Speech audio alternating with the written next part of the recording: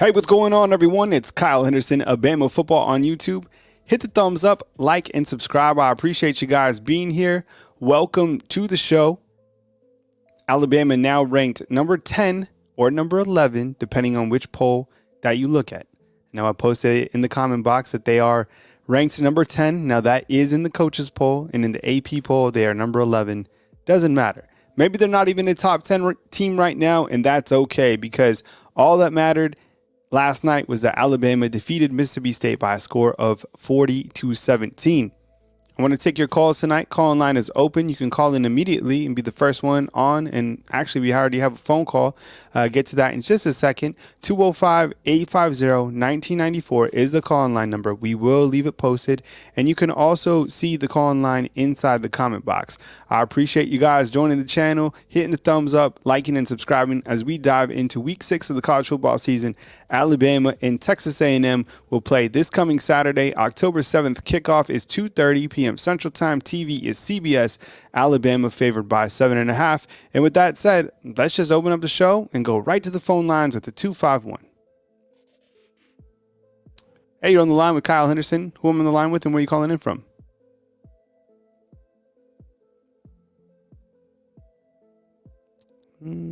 Hello, can you hear me? Okay.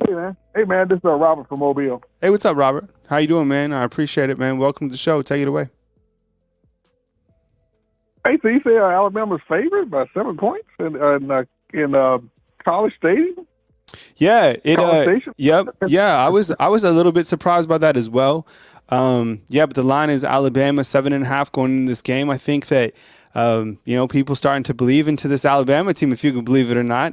And I think that it's a challenging environment, as we know. The last time that Alabama was in Texas A&M, as you guys know, Jimbo Fisher was able to defeat Nick Saban head-to-head. But ironically, last year, it was Jalen Milroe who beat Jimbo Fisher head-to-head. So with that said, welcome to the show, Robert, and take it away, man. That's kind of surprising for me, too. Considering how well they played over the weekend against Arkansas.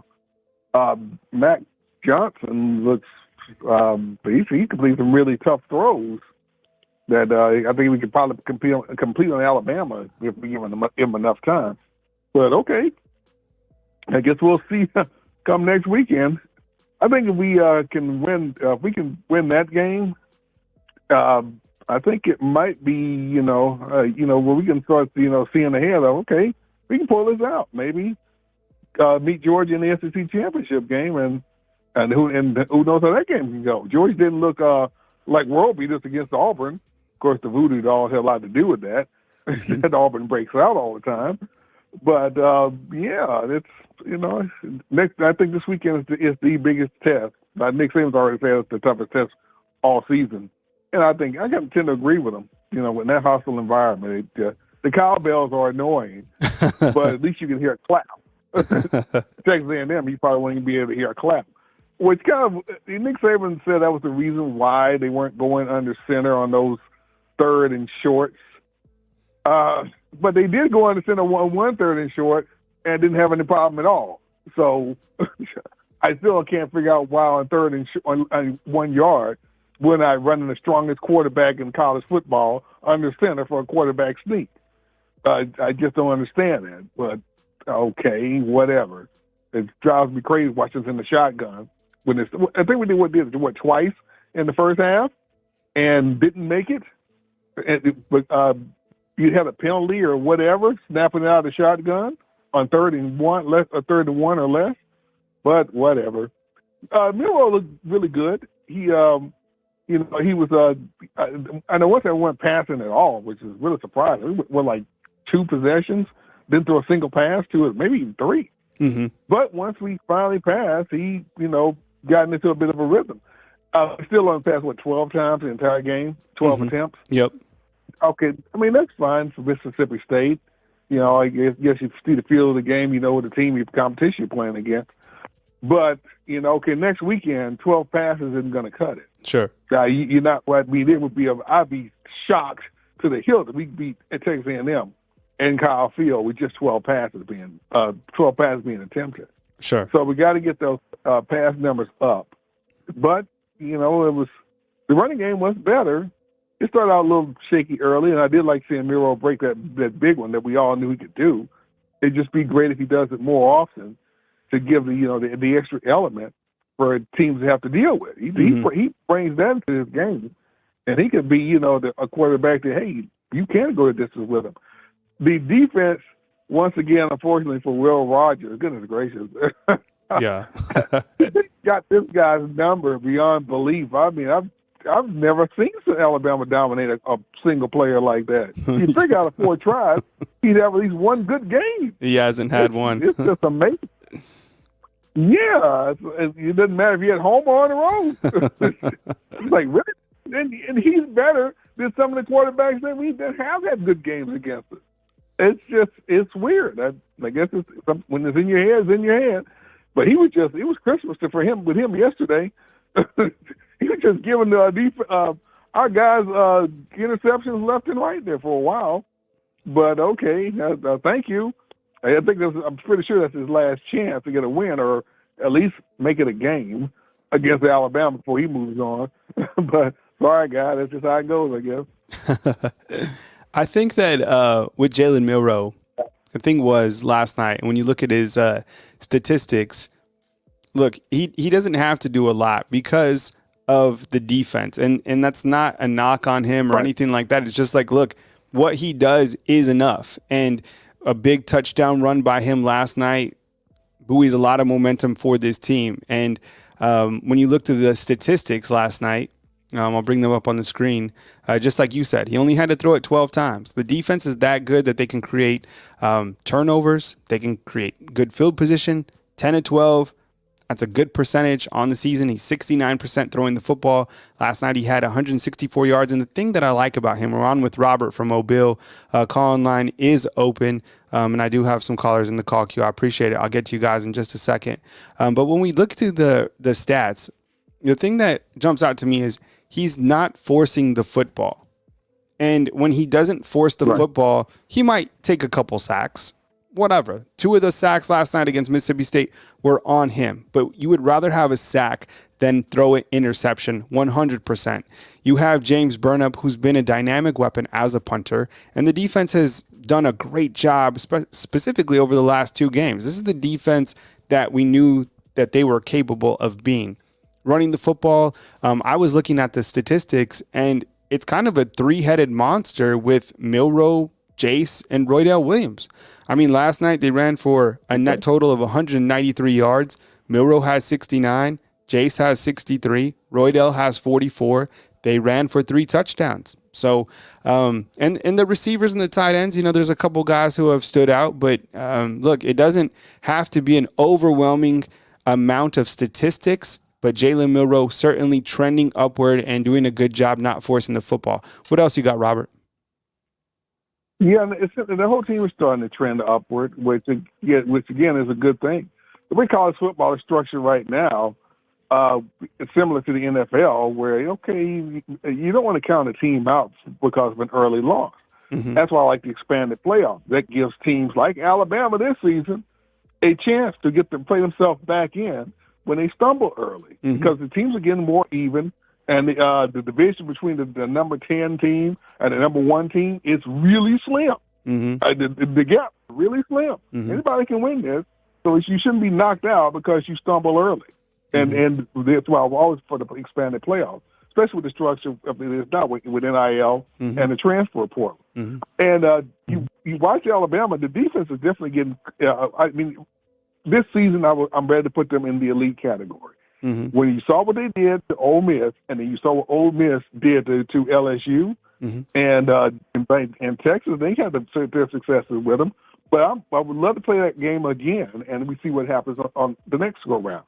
So I think the defense has moved itself to elite status, and we're finally elite on one side of the ball, at least one side of the ball. It's been a while since we've been elite on at least one side of the ball, and we've finally got the defense back. So we have this elite defense, and we played mistake-free.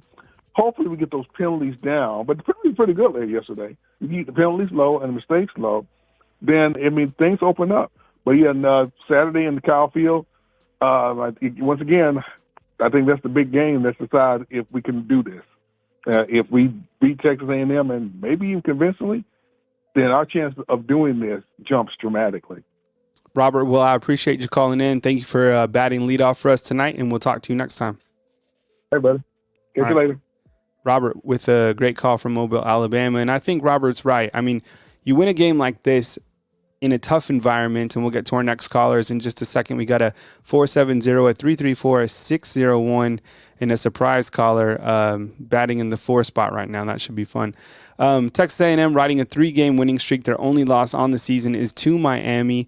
But last week, or yesterday, when they did play Arkansas, I did watch that game. And the thing that I noticed about that game was Max Johnson did do a good job distributing the football. He did have 2 fumbles, but Anais Smith is a monster. I mean, the guy returned a punt.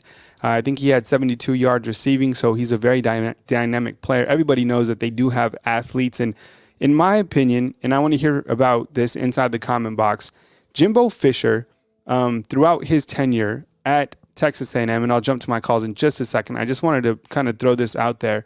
I think this game would be kind of a redemption game for his coaching tenure at Texas A&M, because every single game against Alabama is so monumental. And I was looking at his overall record at Texas A&M, and in 2019 he was 9-4, then 8-5, 9-1.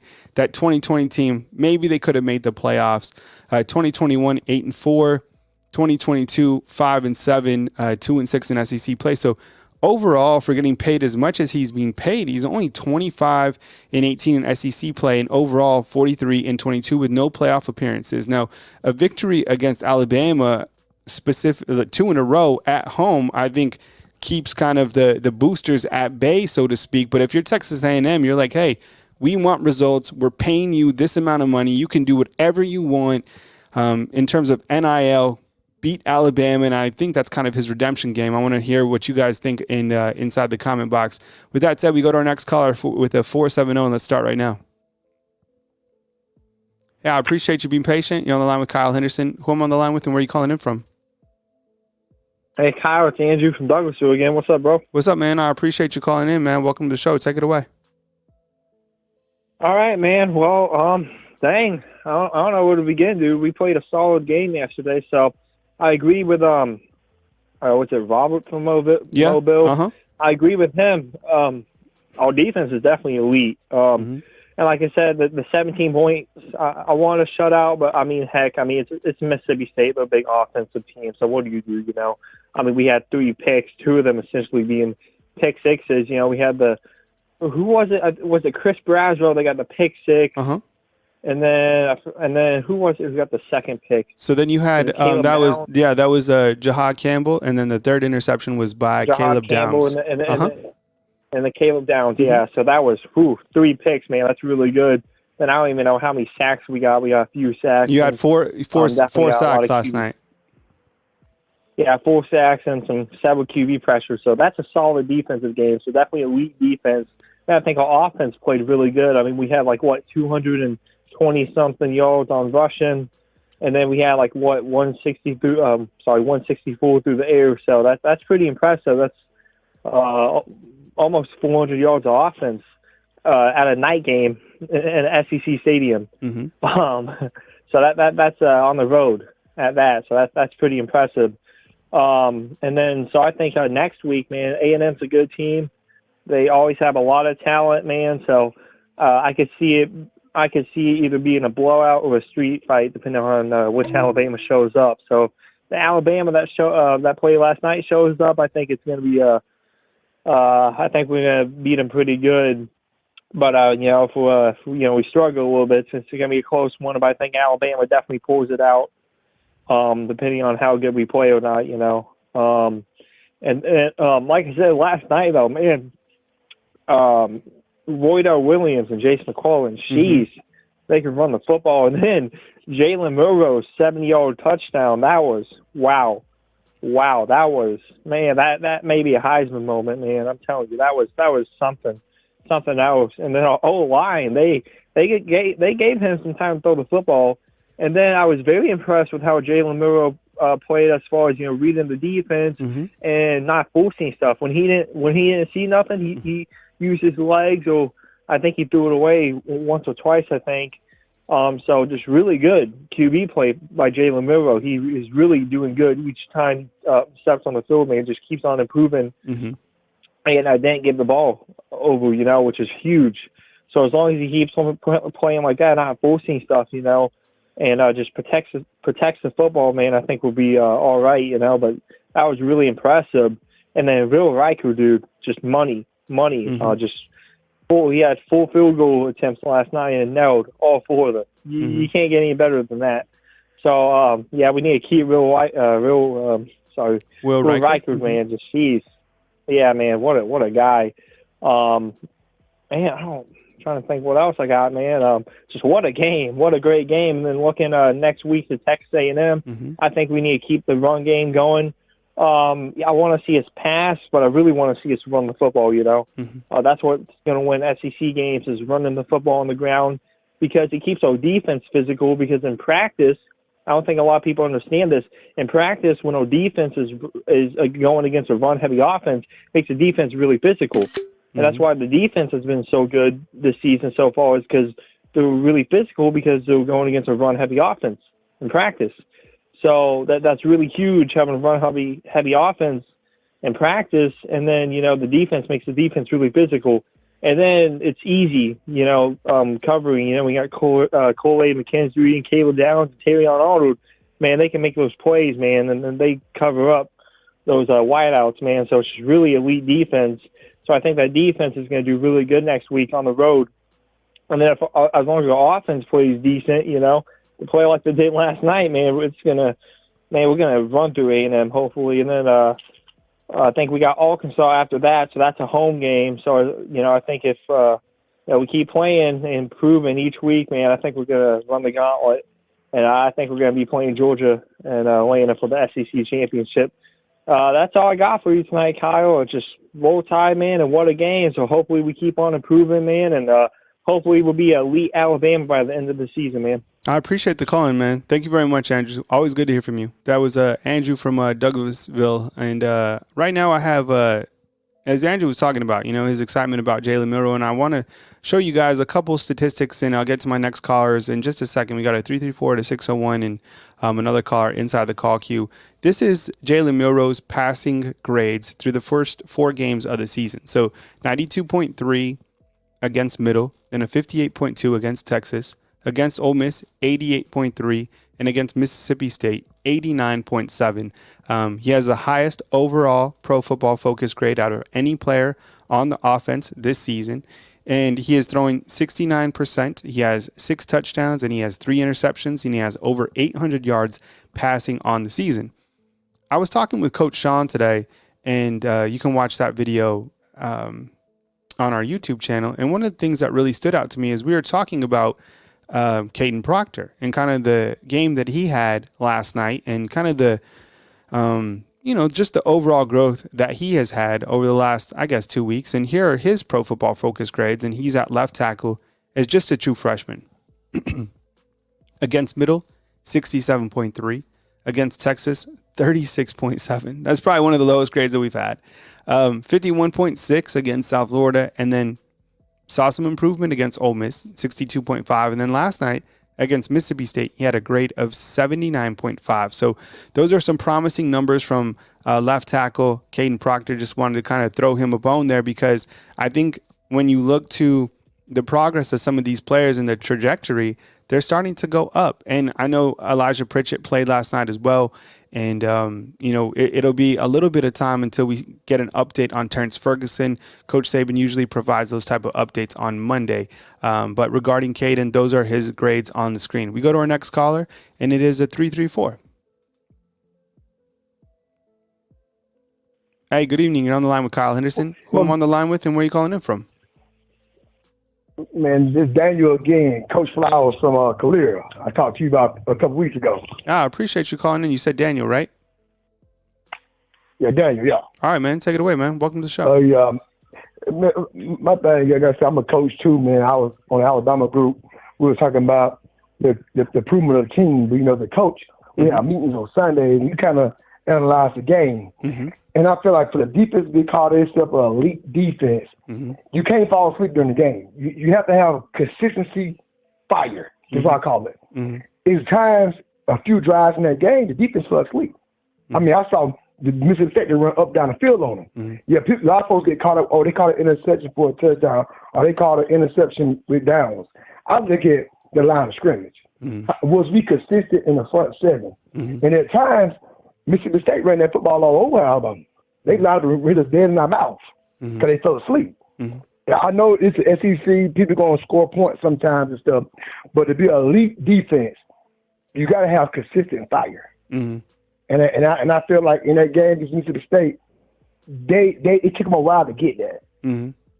I think it was gap assignment. I mean, I saw a few gap assignments missed when they was running the option, but two linebackers in the same gap. You have to be gap sound when you're playing teams like to run the read option, outside zone, the inside zone, and it wasn't there. And they gutted us a few times, like a couple. I think maybe 3 10-yard runs they had. I'm like, oh, Kurt, that's kind of crazy. Look, A&M have better running backs and a better offensive line. Remember, Mississippi State, they still twirling from Mike Leach when he passed away. So they transition their offense. So their real rosters look kind of bad. But I just got to figure, I want to make sure Kool-Aid don't fall asleep over there. Because one of those running plays that quarterback ran for a touchdown, I think Saban was fussing at Terry on Arnold. Still been fussing at Kool-Aid. Kool-Aid didn't fill the gap. He was over there playing two in touch with the receiver, and he didn't cover his gap. I know he's the cornerback, but he's supposed to hold that contain. So my thing is, for Alabama is, it's a work in progress, and I hate to see that the receiver's not getting the football. Because recruits see that. As a coach, I see that like, okay, Miro threw 13 passes. Yeah, again, Bama's winning. The object of the game is to win. But in the long run, for recruits looking like, okay, Miro on for the ball 13 times. Jermaine Burton, I found out he was hurt. I got a good friend of mine. That's why Burton didn't play that much, because he actually was hurt. But I feel like Bama got to throw the football. I don't care if it's screens, flood passes. You got to keep the guys hungry, the guys happy too. Because you don't want to get into the A&M game where you have to throw the football. The receivers ain't usually catching the football in a tight game. And everybody like, they dropping the ball a lot. But look at the last 2 games. Look at the game. They're not getting the football. Bama, I know they're still trying to like slowly walk Miro up. But it's time to take A&M this weekend. You're not going to be allowed to run that football on like that. They're a good football team as well. Daniel, so I feel like, let me point out something to kind of build on what you're talking about. When you look to the receiving numbers right now, Isaiah Bond is the leading receiver on this team through 5 games. He has 12 receptions for 179 yards. He is followed by Jermaine Burton, who has 8 receptions for 189 yards. Amari Niblack has 8 receptions for 158. And then Kobe Prentice, I'm going to have to double check on this, but I don't think Kobe Prentice has caught a pass in the last 2 games.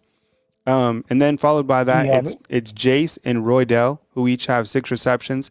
And then it's CJ Dupree, who has 5. Yeah. And these are some mind-blowing numbers right here, okay? You have Malik Benson, who only has 5 receptions. Kendrick Law only has 3. Jalen Hell has 3. And Ja'Cory Brooks has 2. So those are facts. Like so is Jalen Milroe improving as a quarterback week by week? Yes. The statistics are what the statistics are. Like these are the actual numbers for the receivers, right? Like is this team getting better? 100%. But to build on to your point, if you're a wide receiver and you're looking at Alabama's offense and how they predicate things. And a lot of this, too, Coach, could be the fact that Tommy Rees likes the 12 personnel set. The 12 personnel set is using the 2 tight ends on the field. So you're starting to see more of C.J. Dupree out there, and you're having to put Robbie Oots at that H position to help out in the backfield as an extra offensive lineman to add protection for Caden Proctor, who we just showed is improving a little bit, but still needs help with Tyler Booker on one side and Robbie Oots on the other. Go ahead, Coach. Yeah, like, again, you said exactly what I said. People are like, oh, you've been a Debbie Downer couch fan. I'm like, I'm a coach. I've been coaching ball for 15 years. Sometimes those stats get hidden. People are like, oh, we just won a game. You should be happy. No. As a coach, if I'm playing against Alabama, I'm going to load their box up. I'm going to go man press on the outside. I'm going to send pressure at Miro. I'm going to must rush him for he got to stay in that pocket and throw the football. And Bama's going to be in trouble. because they can't throw the football. They're just plain and simple. Arms of the receivers can get off the line of scrimmage because they didn't challenge yet. I noticed in the Mississippi State game, they weren't getting open. Then you had the tight end, number 84, across the middle on the crossing route. If I'm any kind of coach, I'm going to get that 2 straight games where they send a tight end on the delayed crossing route. They run the outside receiver off and back everybody up and then throw the tight end on the crossing route. I'm going to cover that up. I'm going to make Miro make tight outs, slant throws, hitches throws, and you can't tell they're going to be able to do it or not because they haven't did it in the game. You can't say all of a sudden they're going to show up in the game and you going to all of a sudden start passing the ball. The receivers need the ball. Only you're going to get experience by getting the football. Hey, Coach, so before you go, I have 5 questions for you, okay? I like to play 5 questions from time to time. So this is kind of just like rapid fire, okay? Yeah. You ready? So just give me like short answers on these. Okay, Alabama through the first 5 games of the season, biggest strength is? The secondary. Biggest weakness is? Offensive line. Who is this team's X factor? Malachi Moore, number 13. Watch out for? Jalen Milroe. Michael Vick. Yep. MVP so far through 5 games is? Terrion Arnold. Tearing on. Yeah, I like it. Those are some good answers. I'm gonna ask you guys when you guys call in. So you guys, that's a preview to the test. Hey, Coach, I appreciate you calling in from Calera. I like to chop up X's and O's, because sometimes it's just not the Jimmys and the Joes, man. Please call again next time. Save the number, and I appreciate the context. I appreciate that, big dog. All right, man. See ya. All right, Daniel calling in from Calera with a good call. I appreciate it. What's up, Chief? I see you inside the comment box. Roll Tide to you guys. Coming to you from beautiful Tuscaloosa, Alabama. Kyle Henderson. Calling line is 205-850-1994. We got 2 calls in the call queue. We have 4 lines open tonight, so you guys can call, and you'll be on the line, and then I'll bring you guys on tonight. Alabama at Texas A&M, October 7th. Time is 2:30 p.m. Central Time. TV is CBS. Alabama favored by 7.5. Game is at College Station. Over 100,000 Aggie fans hoping that the Aggies can pull it out. Texas A&M defeated Arkansas this past week behind a backup quarterback of Max Johnson, who ironically played at LSU in 2021 and played against Alabama in a game that Alabama won 20-14. So Alabama will see Max Johnson.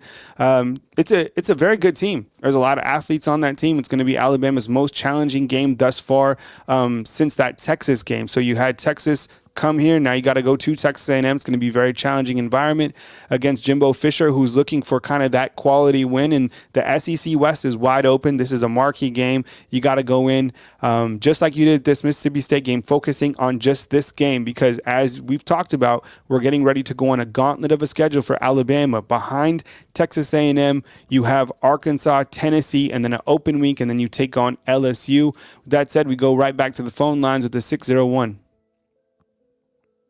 Hey, what's going on? You're on the line with Kyle Henderson. Who I'm on the line with, and where are you calling in from? How's it going, Kyle? It's Jay from Pensacola. Hey, what's up, man? I appreciate you calling in, Jay. Good evening, man. So what's on your mind after Alabama defeats Mississippi State 40-17? You touched on it with the previous call with Coach. I like how they did the tight end formation in order to help the run out. I think that's a pure genius. Mm-hmm. And I like seeing that from Tom Reese. Mm-hmm. And I was wondering, I do agree with the other call. I do feel like we need to have more wide receivers catch the ball. Mm-hmm. I know our running game is great. I like it. I even like the fact that Justin Hayden got a chance to run in at least a little bit. And show people that he's very capable, but I do feel like we're not going to be strictly be able to run the ball on Texas A&M. I seen how I watched that Texas A&M game and Arkansas game. They kind of stopped the run a lot. They had a few big runs, mm-hmm. but Texas A&M stopped the run, mm-hmm. and I feel like that's how Miami got them. Miami got them by throwing the ball over their head. Mm-hmm. But I like where our team's going, and I like the direction they're going. What'd you think of the play of Jalen Milroe? Now, I love the fact that when he didn't see a read, that he ran it. I love that. I love the progression. I feel like he should do it more. When he don't see he got anything down the field, take off running. Cause as you've seen, they can't catch him. Mm-hmm. And with your I was watching your 5 questions.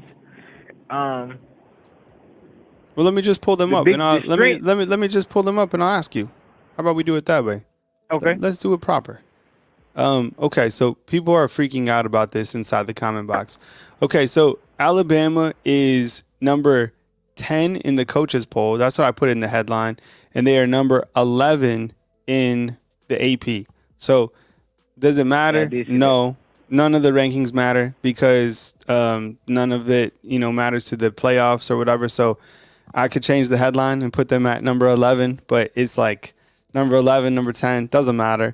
But that's kind of like where people think they are. And I would probably think that's fair. I'd probably maybe even, have them at 10 or 11, depending. So not to freak everyone out about, the whole 11 or 10. It's like one spot. All right, Jay. Yeah. So, Jay, let's do 5 questions. Okay. And, I have Coach Jimbo Fisher on the screen. This is, here's the graphic. Okay. So just keep it short, keep it simple, keep it concise. And here we go. Biggest strength of this team. Will Riker. I love that. That you're like so dead on with that. He's money, man. and game over. Jay from Pensacola wins the contest. All right. Biggest weakness. Intermediate passes. Ooh, I like that. I like how you kept it like you didn't go to like one player. You like kept it to like a specific item because you're right. Right now, that's probably the biggest weakness. Who is the X factor? I'm going to say Jalen Milroe is a deep ball. That's because Jermaine Burton, Isaiah Bond, Martin Black, all of them caught the deep balls perfectly. So I would say in general, Jalen Milroe is deep ball. Watch out for Jacoby Prentice. I know he's been dormant, but that's my guy, man. And he's came in clutch a lot, and I like that. Someone just said, David from Louisiana said the X Factor is Miss Terry. He might have beat you on that one. Oh, yeah. I agree. I agree with you 100%. Yeah. So when she got on him, he got on them. I like that. Yeah. And then, okay. And MVP so far is? I'm going to say Dallas Turner. Ooh, I love it, man. Jay, those are some good answers, man. I like the biggest strength and the MVP so far. Look, Dallas Turner playing at a very high level. I'd probably give it to, man, I don't know. I'll say my answer for the end of the show, but those are some good answers, Jay. I appreciate it. Hey, so look, like inside the comment box, the trolls don't really like bother me, but like Jackie Hell, like get the F out. Like I had to ban that one. It's just like bothering me. So look, if you want to be a moderator inside the comment box, let me know and I can make you a moderator. But like, it wasn't even troll. Those weren't even good trolls. You got to, follow Lane Kiffin. Like try to learn to get, that the trolling was weak. Right. I do like the answers. Okay. So real quick, when you look at this game against Texas A&M, what does Alabama have to do to continue this momentum? And we're on with Jay from Pensacola. Go ahead, man. Make your final point. I feel like they had to eliminate. They didn't. How many penalties did they have against Mississippi State? They had 6 penalties. Okay, I was watching the game. I guess I wasn't paying attention because they did so good. To be honest, they did good to be all over the road. But like he said, Texas A&M is a different atmosphere, and they're gonna be looking for revenge from next year, and like you said, 2-peat. But I feel like the biggest thing they need to do is work on the snapping the ball. As you talked about Oh my before. God! The snapping of the ball is going to kill us if they don't get it right. Thank you, It's Jay. being loud, like you said. They're not going to be able to clap. They're going to be here to clap. Seth McLaughlin did. Like, do we have another center besides him? Who's the backup center? I mean, I guess Darren Dalcourt. So you could do. No. But you know who else is a center is Terrence Ferguson. See, that was kind of my dream scenario, was to put T Ferg at center, and maybe kind of go from there. But because Seth and what's going on with this whole snapping thing, I get it. The kid is great. Run the damn ball. Love the philosophy. But I've never, and I was talking with Coach Sean today, I've never, ever seen this amount of bad snaps ever. No matter if it's like high school, I agree. Junior high, nothing. And this continues to be a problem. If there's someone out there, I guess, we could all do this collectively. And then someone was actually keeping stats. How many bad snaps have there been? Has there been over 10? There's been over 10. It's been over 10. I would think during the season there might be 4, in an entire season. So I mean, I don't know, but AJ, I gotta move to my next call, man. But I appreciate you calling in. Great call. I appreciate it. And facts, man. You had hit on some really good points, man. Call in next time, and I'll catch up with you soon. I appreciate it, man. Have a good day. Roll Tide. All right, roll Tide to you, man. All right, Jay from Pensacola. I mean, right? The snaps. I've just hit the thumbs up if you think the snaps need to improve on this video. Let's get them up. 227 in. I appreciate you guys joining me tonight. 205-850-1994. Alabama and Texas A&M. October 7th. TV is CBS. Alabama favored by 7.5. I just double checked it. It's by Vegas Insider. So Alabama is favored by 7.5 going into College Station. You'd think that line would be a little bit tighter, but it is what it is. Here we go. Next caller, and we'll take it right now. Hey, thanks for being patient. You're on the line with Kyle Henderson. Who I'm on the line with, and where are you calling in from? Hey, Kyle, Demetrius from North Carolina. Hey, Demetrius, what's up, man? I appreciate you calling in, man. Good to hear from you. Yeah, it's been a while. I've been like an ostrich. Got my head in the dirt. Yeah. Well, I'm glad that you came up for some air. What's your take after the first 5 games of the season? Shout out to Kevin Steele. I mean, I don't hear his name getting called too much but I ain't gonna say the defense is elite, but it's trending. Yeah, cleaning up more stuff. It's trending upward, and I still have a question mark with the offensive coordinator. I don't know. I mean, and I'm happy that they ran the ball. I don't care if they ever pass the ball. If they can win every game by running the ball like this, hey, it is what it is. I mean, if that's what needs to be done to win the game, hey. And so, I see us trending upward if we can keep going this upward trajectory. The sky's the limit. Mm-hmm. I know other teams might be looking. I don't see. Hey, put all of them in a bag and draw names who's gonna win the national championship this year.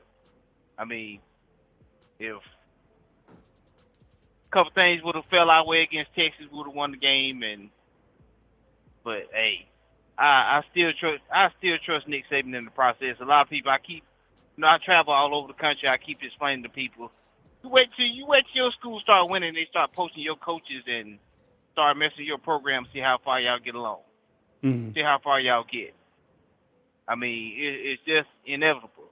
I mean, I really like to see Tommy Rees get more dynamic.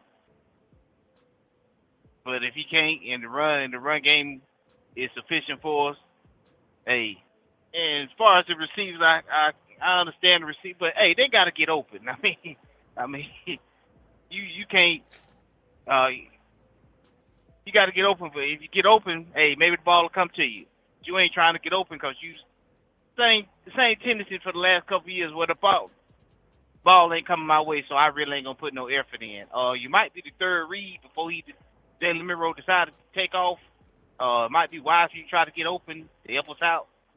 So that's my take on it. I mean, it's a lot of football to be played, a lot of things be cleaned up. I mean, on both sides of the ball, but I am excited about the defense once again. I mean, cause Pete had me scratch my head. For the last well, you years. saw how many points.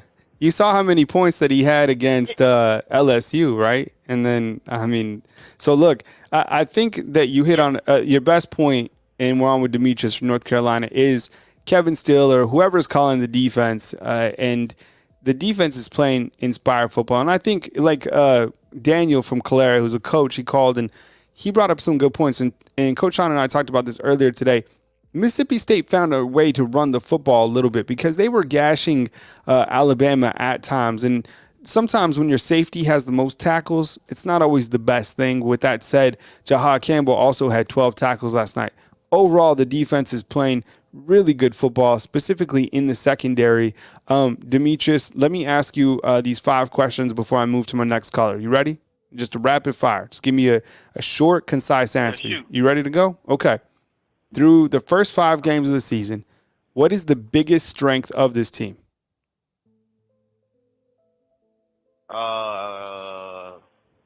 Secondary. Biggest weakness of this team? Offensive coordinator. Oh, that could be a really big one. I like that. Okay, giving points for Demetrius on that one. Who is the X factor of this team? Hoots, the tight end. Robbie Hoots. Okay, yeah. I mean, look, I like the H-back, Robbie Hoots. Okay, watch out for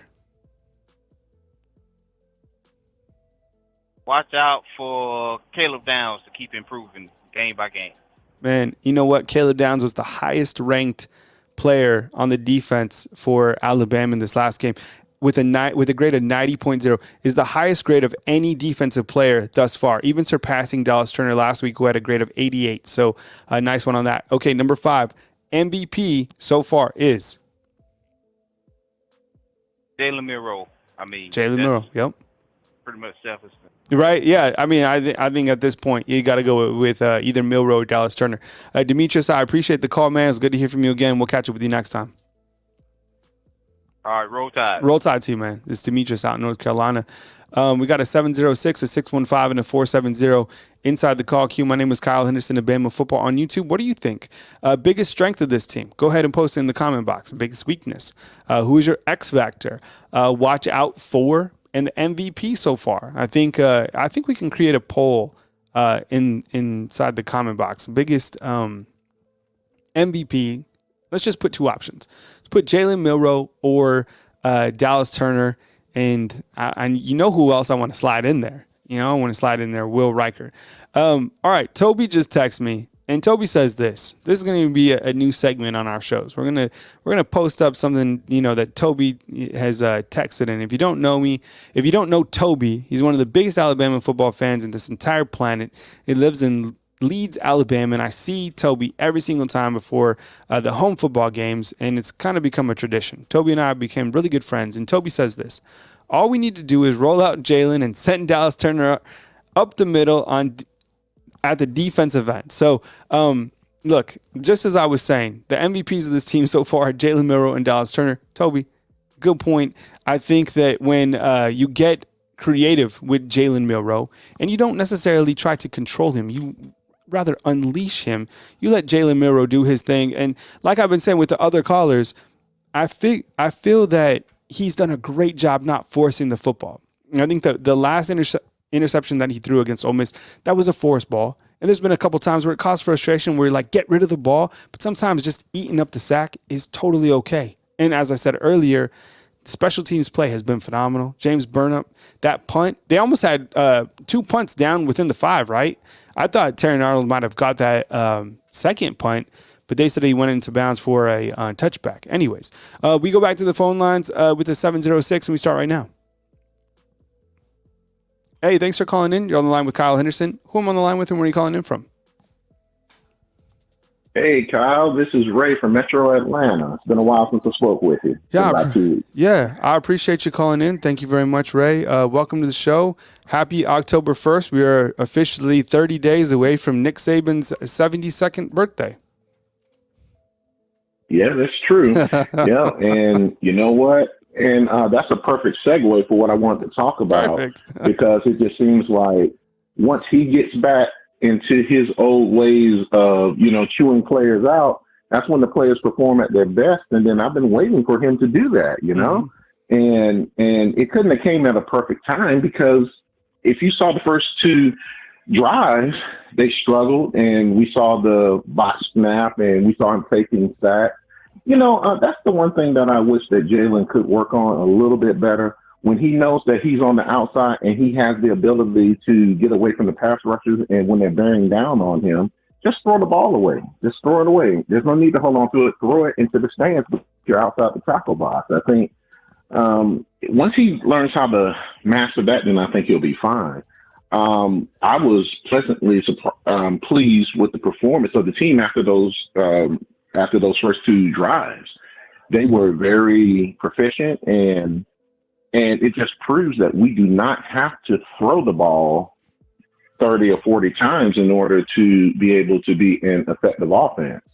I like the fact that we were able to lean on the other team, and when we did try to blitz, I saw that our blitz pickup protections were excellent. There were times that he was just standing there for like 5 or 6 seconds, and then he was able to scan through his progressions and everything else. So I thought that he did a pretty good job on that. My only concern about the game itself was when they started running on us, particularly the first drive after halftime. Yeah, I was angry about that because I just felt that how are these people able to run on us like that? Then I saw that there were linebackers that were out of position. They weren't filling gaps. They went back to, they weren't playing that gap integrity that they're known for. But once they were able to figure that out, I thought that they did pretty good. This was the same guy who a week before had threw for over 400 yards in South Carolina, and one wide receiver almost got 300 yards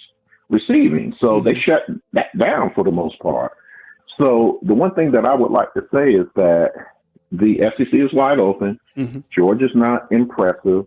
You saw how Georgia struggled against Auburn, who can barely throw for 100 yards. So, and you knew that Auburn was going to run on you, but what did they do? They're able to run on you. So I'm not impressed with Georgia. And to be honest with you, I think Georgia is going to have an L before they get to the SEC championship. But all in all, it was a very pleasant game, and I was pleased, and this is something to build on. On with Ray from Atlanta. Let me ask you, I've been asking everybody, I like to ask our callers kind of a 5 question, kind of, rapid fire, if you will. So you ready? We got just short, concise answers. I'll throw them your way, and we'll start right now. Biggest strength thus far? Okay, biggest strength thus far for me, I'm going to have to give you one for offense and defense, and I'll be real brief. On offense, I think it's our running game. On defense, I think it's our secondary and our linebackers. Yeah, I think everybody has said, or at least 3 out of our 4 callers who I've asked this question to have said the secondary. And the secondary has been great. I mean, Terran Arnold, the play, has continued to impress. Malachi, I know, and look, I know he got chewed out last night, and rightfully so. But collectively, throughout these first 5 games, that secondary group is very, very talented. Okay, biggest weakness thus far?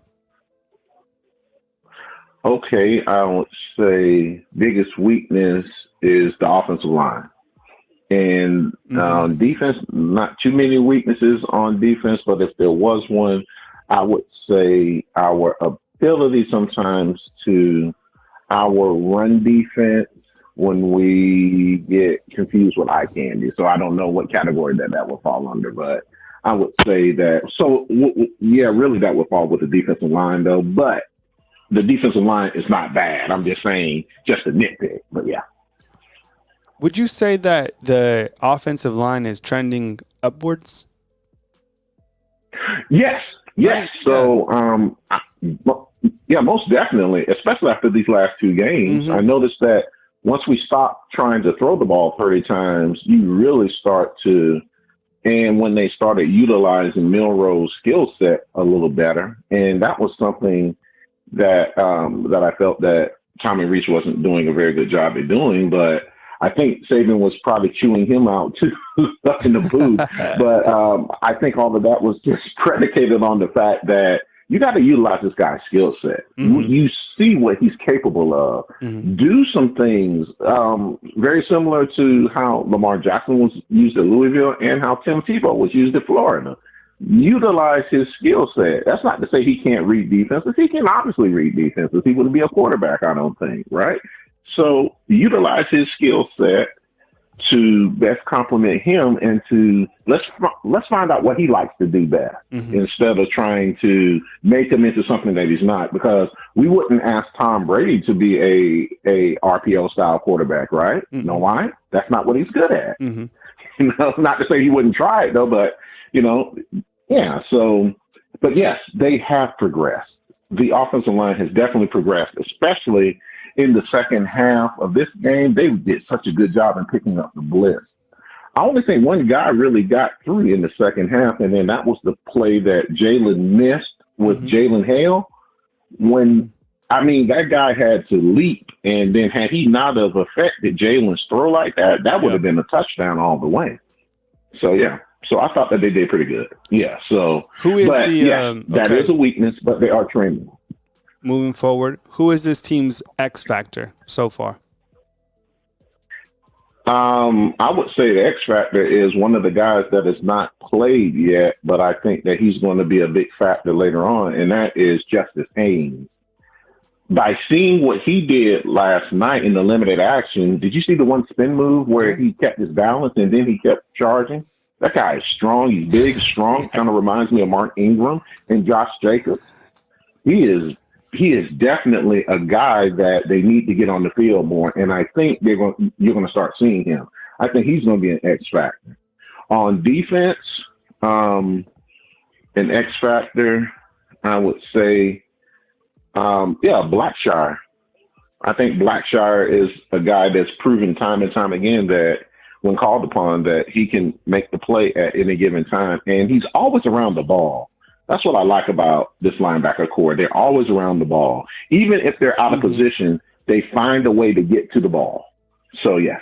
So those are my answers for that. Okay. So watch out for, and I guess you already said Justice Haynes, but who else we got?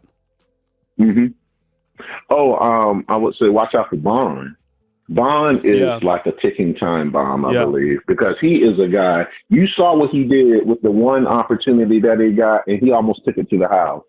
I think when they starting off at the beginning of the season, he was starting to get some targets, but we know what happened with South Florida, and then we know what happened with Ole Miss.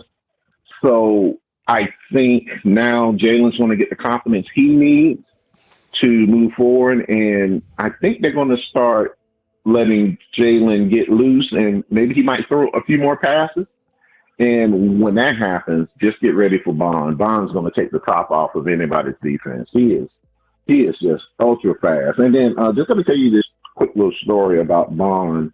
I remember 2 years ago, my high school is the same high school that Elijah Pritchett came from, Carver of Columbus. Okay. And as I was waiting for our team to play, they were going to play in the state championship against Benedictine. But before that, Buford played, which is where Isaiah Bond was at. And I remember how he shredded whoever they were playing in the state championship. He ran through them he just ran through them just like butter through a knife. And then I was just telling my friends, I'm so thankful he's coming to Bama. So so that was just a good story about him. But yeah, the guy is just super athletic, super fast. He's got to be at least a 4.3 guy.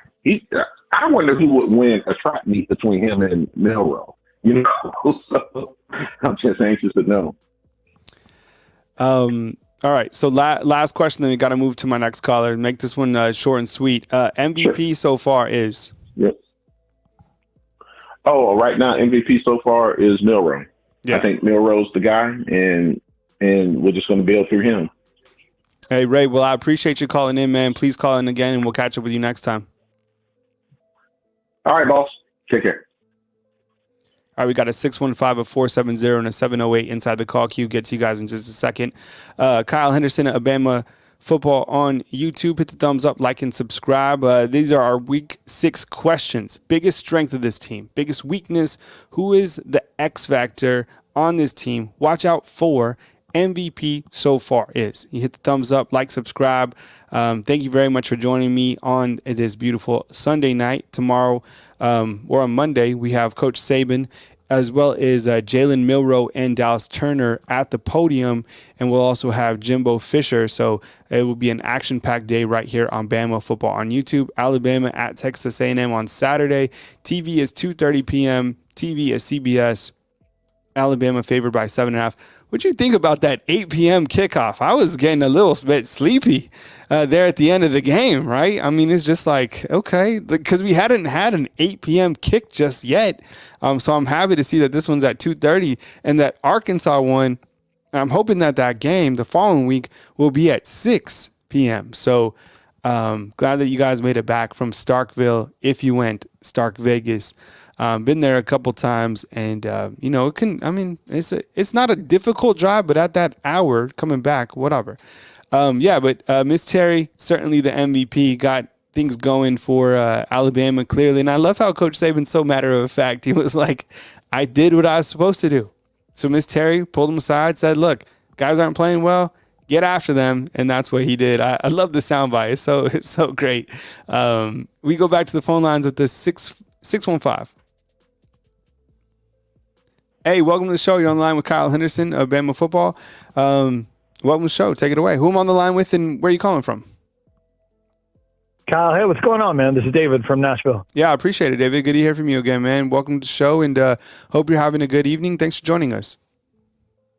Yeah, man, you too. So I have a question. I think that part of the reason, aside from what you said, just of Miss Terry getting on to him, but I think part of the reason why Nick Saban was just on top of the players so much yesterday, and you can tell me if you agree, is because I think Nick Saban's looking around all of college football and he's thinking what the rest of us are thinking, which is there is, ironically, maybe other than Texas, there is no team that really looks scary. I mean, I feel like I feel like this whole thing is wide open. Nick Saban is looking around going, this is crazy. We have all this talent. And so help me, if we waste all our talent on a year where no one is really dominant and just taking the bull by the horn. And I think he realizes that he has a great opportunity in front of him and he doesn't want to blow it. And I think that's a huge part of why he's on top of everybody like he is. Yeah, there's a lot of parity. I mean, we're talking about it yesterday in the post-game show and even today with Coach Sean, kind of looking at the college football top 5. Let me ask everyone inside the comment box, will you guys please post your top 5 right now in college football? Who are your top 5 college football teams? I think that, there's going to be a couple different answers. I mean, Georgia hasn't lost in quite some time, but then again, they were down to Auburn 10-0, and then it was 10-10, and Brock Bowers had to kind of put it in four-wheel drive to get them out of Jordan-Hare Stadium. That was an impressive performance, right? Yeah, I was going to say, I don't know that Georgia won. Brock Bowers won. 100%. That guy's incredible. 100%. I mean, he certainly did an incredible job. He had 2 one-handed catches back to back. I mean, the guy is unbelievable. So credit to him. And Carson Beck did, I guess a good job getting him the football. Some of the passes were kind of, a little bit off target, whatever. I mean, they did a good job commanding that game. And Jordan-Hare is a difficult place to play, regardless of who you are, regardless of who the coach is. It's just a tough place to play. They play tough defense. Texas was able to beat Kansas. Where do you have Texas in your top 5, David? Dude, no joke. I would seriously put Texas at number 1 right now. Right? I think a lot. I think a lot of people would. Yeah, I don't think that's. I mean, I think that's completely fair. I think probably Texas, and then would you put Michigan number 2, or would you put Georgia number 2, or would you put somebody else? The problem is it's hard to really say. Georgia and Michigan, they're in the same boat. It's hard to say. You really don't know how good they are because of who they've played. I mean, Michigan especially. But Georgia is the same thing. I don't know about you. I was as conflicted yesterday as I could possibly be because, man, I wanted Georgia to lose, but that meant rooting for Auburn. Mm-hmm. And I had this deep internal struggle going on the whole time where I was like, do I cheer? Do I not cheer? I just watched the game and it was hard. I was like torn, but I don't know. I think if I had to pick, I would probably put Georgia at 2, maybe Michigan at 3. I will admit I haven't watched Washington this year, but from everything I've heard, Washington is just destroying. Well, I think that was the offensive coordinator that Coach Saban wanted, and then he came over here to Tuscaloosa and I think so, right? Turned him down, right? By the way, the line is confusing right now. So some people are saying that Alabama is favored by 3. This is literally a screenshot from Vegas Insider, and it says to me Alabama by 7.5. So if you guys have somewhere else that we're getting the lines, because that does seem confusing, I would think it'd be much tighter than 7.5. I'd take that all day long, if you're betting on this game. But if you have another place where it's 3, okay. So we got Michigan. We've talked about them. We talked about Texas, Georgia. I guess Ohio State with their good win over Sam Hartman. That's kind of like Sam Hartman is over Notre Dame, right? Like he's kind of Brock Bowers is taking Georgia, and Sam Hartman is kind of Notre Dame. Yeah, and I think Ohio State also, because the fact that Ohio State is not just, it's the way that Ohio State is winning. They're winning with their defense, almost more so than their offense, which is really almost kind of out of character for them. So with their wide receiver group, if they get their offense clicking, they're going to be crazy tough. Let me ask you these 5 burning questions that we're asking everybody real quick. Fly through them. Biggest strength of this team so far? Kicking game. Yeah, Will Reichert. I mean, he's just completely clutch. Those days of just, praying. And a punter. Oh, James Burnap is, that dude is money. Yeah, both of them, I'd say. I know. Yeah. Besides that, somebody did point out last night that I guess like the return defense was, off kilter or whatever. And yeah, I get that. How about, did you guys see the tackle by Connor Talty, the backup kicker? Dude, that's the best. Yo, I was like, yes. That guy earned so much mad respect because next year, he was thinking, man, going into next year, yeah, I'm gonna put this play up everywhere I go. And it was good. It was a good form tackle too, because the way that he wrapped up, he had his head wrapped up. He put his head on the right side of the opponent and kind of drove through. So Connor Talty, apparently he can tackle. Will Reichert's first tackle. Here's some trivia for you guys. Okay, when was Will Reichert's only tackle last year? Who was it against? Sound off in the comment box. I should know. Do you know, David? I actually asked Will Reichert about this. I don't remember. I can see it, and I don't remember. No. Okay. All right. Biggest weakness of this team? I'm going to say, offensive line is obvious, but honestly, they're getting better. I'm going to say interior pass rush. Yeah. Okay. Interior pass rush. Oh, this is also a good point regarding they're getting better too. Regarding the special teams, they also have a blocked punt. Now, nice question, everything. So, yeah, they also did block a punt. So that's, again, the special teams play. Yeah. That's Coach Hutzler who's leading that special teams along with Coach Saban. Okay, who is this team's X factor? Jalen Hale. That's pretty. So I'd say Jalen Hale. Jalen Hale, the wide receiver? Yeah. He's only a freshman, okay, and watch out for. I don't know, and maybe I'm getting these backward. Maybe I'd put them in reverse order. I don't know, but I'm gonna honestly say Caden Proctor, and I'll tell you why. I feel like the kid every game. Mm-hmm. I feel like he's getting better, and I feel like he's getting like significantly better. Yeah. And if he starts to put it all together, I know I'm creating like an army of freshmen. And I'm not doing it deliberately, but I'm just saying, I just feel like Caden Proctor, I think we're going to kind of sleep on him and be like, oh yeah, he whatever. And then I think come November, he's just going to be just smoking people. And I think he's going to put it together. That's just a hunch. I could be wrong. I really like that because can you imagine if Caden Proctor, who by the way had a fantastic pass blocking grade this last game, best all season, if he continues to perform very well, that's one less problem you have to worry about. And if Seth starts snapping the ball and things start working out, then you have your offensive line, then you're ready to roll, right? Like those are the two things that certainly need to improve. But somebody in the comment box just said the X factor is Jermaine Burton. If you can get him the football frequently enough, because he's playing at such a high level. I know he's a little bit. He has been playing really well. Props to Jermaine Burton. Yeah. I was not a Jermaine Burton fan last year. He didn't have any. He didn't have a lot of fans. No, but you know what? That kid deserves enormous credit. He has come out this year. He clearly worked hard. He's playing so much better, and he seems like he just goes out, he does the work, he's playing great. I think he deserves a lot of credit. Okay, and your last question is, the MVP thus far is? Man, I'll tell you, here's how I think about it. If you told me that Jalen Milroe couldn't play, I would be nervous. I'd feel really bad about it. I'm a big supporter of Jalen Milroe. I think he's doing an awesome job. But there's a part of me that would go, well, I mean, Ty can throw the ball well, or I have a hunch that if Dylan Lonergan ever came in that game, I have nothing to base this on, but I feel like he would be incredible. But if you told me that Tyler Booker was going to be out, I'd be nervous.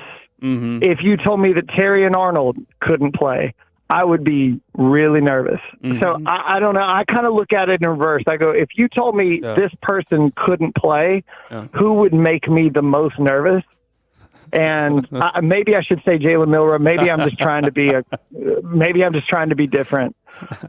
Maybe I'm being contrarian, but I don't know. I think I would say, I look at the USF game and I'm like, well, how did that go for us when Booker didn't play? Yeah. And that could be for other factors, but I also just look at Terry and Arnold. I go, if you take out Kool-Aid or Terry and Arnold, either one of those guys, who's on the other side, and how nervous would I be? Yeah, I don't know. 100%. I mean, you're right. Think about who didn't play against South Florida. Tyler Booker and Jalen Milroe. Just saying, right? Hey, David, I appreciate the call from Nashville, man. Please call again. I appreciate the conversation. Yeah, man. Great to talk to you. All right, man. Take it easy. All right. We got a 470, a 708, and a 773 inside the call queue. This is a great point right here regarding Jermaine Burton. He went from being this glorified transfer from Georgia to a legitimate 1 to 2 wide receiver. I mean, he stuck with it, kept his head down, kept coming to the media availabilities, and the guy is playing at a very high level. And I think he is kind of banged up. We'll get an update from Coach Saban tomorrow on Monday regarding his status and kind of where things are. I think, like Chiefs is saying inside the comment box, his ankle might have been rolled up on. Again, like, I never comment on injuries because you just don't know. Things change so fast or fluid, and I just rather wait for Coach Saban just to give the update, which he usually does. He gives you a straightforward answer. I mean, if there's any college coach, like Coach Saban will tell you about the injuries. Like, he'll pretty much, like, just think about it. Like on Wednesday, he was asked about Deontay Lawson and Terrence Ferguson. He said they didn't practice on that Wednesday, so that kind of gives you an indication that they weren't going to go on Saturday. Neither of those guys played. We go back to the phone lines. A 470. We start right now. Hey, good evening. You're on the line with Kyle Henderson. Who am I on the line with, and where are you calling in from? What's up, Kyle? Big fan. This is Chance. I live in Georgia, but I'm from Alabama. I'm an Alabama native. Hey, well, I appreciate you calling in. Could you turn down the volume in the background, please? Yeah, I'm sorry. That's my bad. No, I got you. It's all good. Yeah, no problem. I guess you was pretty happy to see LSU get beat. I know I was. I was so happy to see that because I just can't stand Brian Kelly. Yeah, for whatever reason, like he really pisses people off, right? Like I don't know if like his look or like some of those social media posts when he was kind of like rotating with the recruit, there was just something, and he doesn't seem like I don't know, it's just something about him that just makes your blood boil, right? Am I wrong? Like he might be like a really nice guy. I don't know, but like. He just kind of makes me mad. It's just like a weird thing. So yeah, I don't mind seeing LSU go down. Now look, but with that said, their quarterback Jayden Daniels, that kid can put the ball anywhere he wants to. And Brian Edwards, the wide receiver that Alabama really wanted to come. I know that was going to be tough because he's from Louisiana. Man, what a dynamic duo that is. I mean, those guys connected. It's a dangerous duo. I mean, they're certainly going to be tough to prepare for, and they're going to present some good challenges for Alabama's two corners. But, yeah, I mean, that was a shootout. I guess, you could see it coming considering you got Pete Golding, you got Brian Kelly, all these characters. But anyways, yeah, good to see LSU, lose, and it kind of gives you a perspective of how good Alabama's defense is playing right now. Oh, yeah, absolutely. Because, Ole Miss was leading SEC in points scored, I believe, or something like that. Mm-hmm. I know they were way up there. Yeah, 52 points a game. Yeah, I mean, Jayden Daniels is not the same quarterback he was last year where he was just tucking and running. Mm-hmm. I mean, he's definitely improved a lot, and he's got a lot of dangerous receivers. But, yeah, one more thing about Brian Kelly. You can see him throughout the whole game just marching up and down the sideline in the ear of the ref about everything. It's so aggravating to watch. I can't stand that dude, yeah.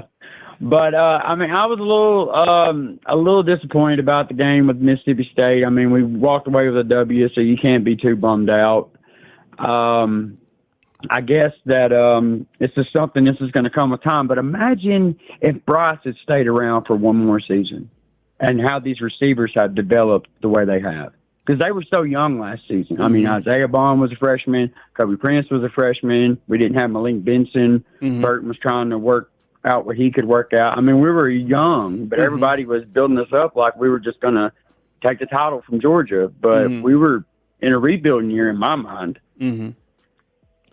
If Bryce because look, Bryce is, he's getting acclimated to the NFL. I don't think he's having like his best showing just yet, but if Bryce is leading this team, right?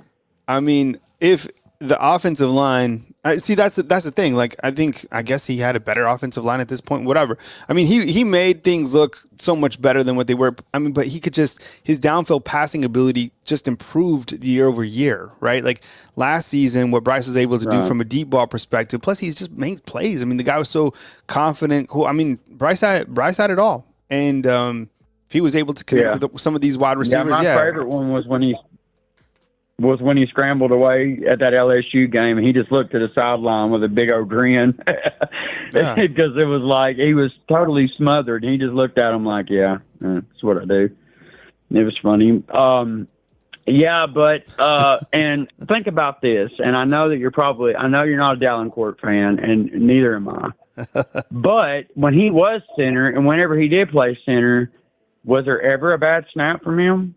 I don't think there ever was.